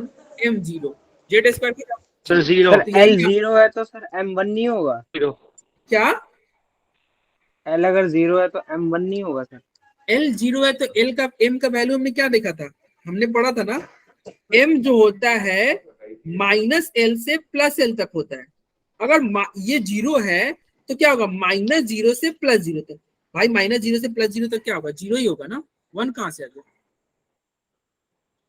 अरे हमने पढ़ा था ना, m का वैल्यू क्या होता है, m का वैल्यू -l से +l तक होता है, m का वैल्यू क्या होता है, -l से +l तक होता है, भूलो मत। देखो ये रहा वैल्यू, हमने पढ़ा था ना भाई, 0 का मतलब समझे, अरे l 0 है तो इसका मतलब होता है, इसका नाम क्या है, s सब सेल, और s में कितने डब्बे होते हैं, 1 डब्बे, और उसका वैल्यू क्या होगा 0, 1 कहाँ होगा, 1 नहीं होगा, समझे सर मेरा मतलब डिब्बा है क्या, सर, मैं डिब्बे की बात कर रहा हूँ, क्या बोल रहे हो, सर मैं डिब्बे की बात कर रहा था, आप वैल्यू की बात कर रहे थे। जो वैल्यू है वो तो -2 से +2 तक होगी, और जो dz है वो 0 वैल्यू पे लाएगा। हाँ जेड, अरे जेड जो होगा ना, ये जेड स्क्वायर की वजह से 0 हो जाएगा, इसकी बात कर रहे हो ना, स्क्वायर है ना। अरे डीजेड 0 होता है, और ये डीजेड क्या है, ये पीएक्स क्या है, पीवाई क्या है, ये सब हम नेक्स्ट क्लास में पढ़ेंगे, नेक्स्ट क्लास में पढ़ेंगे, नेक्स्ट क्लास के लिए भी कुछ रहने दो, नेक्स्ट क्लास में हम लोग पढ़ेंगे। देखो यहाँ पे हम लोग, देखो ये तुमको है, देखो ये पीएक्स देख रहे हो, पीएक्स है, ये पीवाई है, ये पीजेड है, मतलब पी के जो 3 डब्बे थे ना, एक का नाम होता है पीएक्स होता है, एक का नाम पीवाई होता है, एक का पीजेड होता है। डी का 5 डब्बे होते हैं ना, डी का 5, देखो पी के डब्बे हो गए, चैप्टर 4 में पढ़ेगा, केमिकल बॉन्डिंग नेक्स्ट क्लास में पढ़ेंगे। डी के 5 डब्बे होते हैं और पांचों का नाम होगा कुछ, ठीक है। तो ये क्या है, ये डीजेड स्क्वायर, ये सब हम लोग नेक्स्ट क्लास में पढ़ेंगे। आज की सेशन यही पे रहने देते हैं। आज हमने क्या क्या पढ़ा भाई, सबसे पहले डी ब्रोगली के बारे में पढ़ा था, फिर हाइजेनबर्ग अनसर्टेनिटी प्रिंसिपल के बारे में पढ़ा था। डी ब्रोगली क्या बोले थे, इलेक्ट्रॉन दोनों नीचे शो करता है, वेव और पार्टिकल दोनों। हाइजेनबर्ग में क्या पढ़ा था कि इलेक्ट्रॉन जो होगा, मतलब जो इलेक्ट्रॉन माइक्रोस्कोपिक पार्टिकल अगर मूव करेगा तो उसका एक साथ आप दोनों पोजीशन और वेलोसिटी एक साथ हम नहीं बता सकते। क्वांटम नंबर हमने प्रिंसिपल क्वांटम नंबर बताया था, ये सेल के बारे में बताता है, प्रिंसिपल क्वांटम नंबर सेल के बारे में बताता है, एजीमुथल क्वांटम नंबर सबसेल के बारे में बताता है, ये तुम्हारा ऑर्बिटल के बारे में बताता है। ऑर्बिटल क्या है? वो जगह जहाँ पे इलेक्ट्रॉन पाए जाने की प्रोबेबिलिटी सबसे ज्यादा है। और स्पिन क्वांटम नंबर ये आपका दो तरह का होता है, एक प्लस हाफ, एक होता है माइनस हाफ। ये तुम्हारे लिए दिल्ली था, तुम्हारे लिए दिल्ली था, तुम्हारे लिए क्या था? पालमपुर। ये तुम्हारा था भूत बंगला, और ये था तुम्हारा, तुम भूत बंगले में दिन में रहोगे कि रात में। इतना हमें पता चल जाएगा तो हम इलेक्ट्रॉन पाए कहाँ पे इलेक्ट्रॉन है वो हम बता देंगे। इलेक्ट्रॉन कहाँ पे पाया जा रहा है, इलेक्ट्रॉन का घर पता चल जाएगा भाई। देखो इलेक्ट्रॉन से मिलना कितना मुश्किल है भाई। सेल पहुंचो, फिर सबसेल में जाओ, फिर सबसेल में से ऑर्बिटल में जाओ। ऑर्बिटल क्या है? वो जगह है जहाँ पे इलेक्ट्रॉन, क्या है ऑर्बिटल भी, ये फिक्स नहीं है कि इलेक्ट्रॉन वहां पे होगा। ऑर्बिटल भी क्या है? वो एक जगह है जहाँ पे इलेक्ट्रॉन पाए जाने की प्रोबेबिलिटी सबसे ज्यादा होती है। जरूरी नहीं है कि वहां पे भी हो। मतलब हम भूत बंगले में पहुंच के जरूरी नहीं कि व्योम भूत बंगले में होगा, इट में पॉसिबल कि व्योम ना हो, उसी कार्ड पे क्या हो। तो हमें वेट करना होगा डे में, नाइट में। चलो ठीक है, फिर आज की सेशन यही पढ़ने देते हैं। मिलते हैं नेक्स्ट क्लास में। नेक्स्ट क्लास हम नोड से स्टार्ट करेंगे, और वो नेक्स्ट सेशन आपका कब होगा? फ्राइडे को। नोड, फिर shape of orbital, electronic configuration लिखना सीखेंगे, और नेक्स्ट क्लास में ये चैप्टर आपका एंड हो जाएगा। यानी कि ये जो फ्राइडे आएगा उस दिन ये चैप्टर एंड होगा, और नेक्स्ट वीक में हम नया चैप्टर स्टार्ट करेंगे जो कि होगा आपका पीरियोडिक टेबल। ठीक है, चलो क्लास आज बहुत ज्यादा एक्सटेंड हो गया, क्लास को ओवर करते हैं। समझ में आया सबको? Yes sir. Yes sir. Yes sir. मैंने कोशिश किया बहुत इजी लैंग्वेज में समझने की।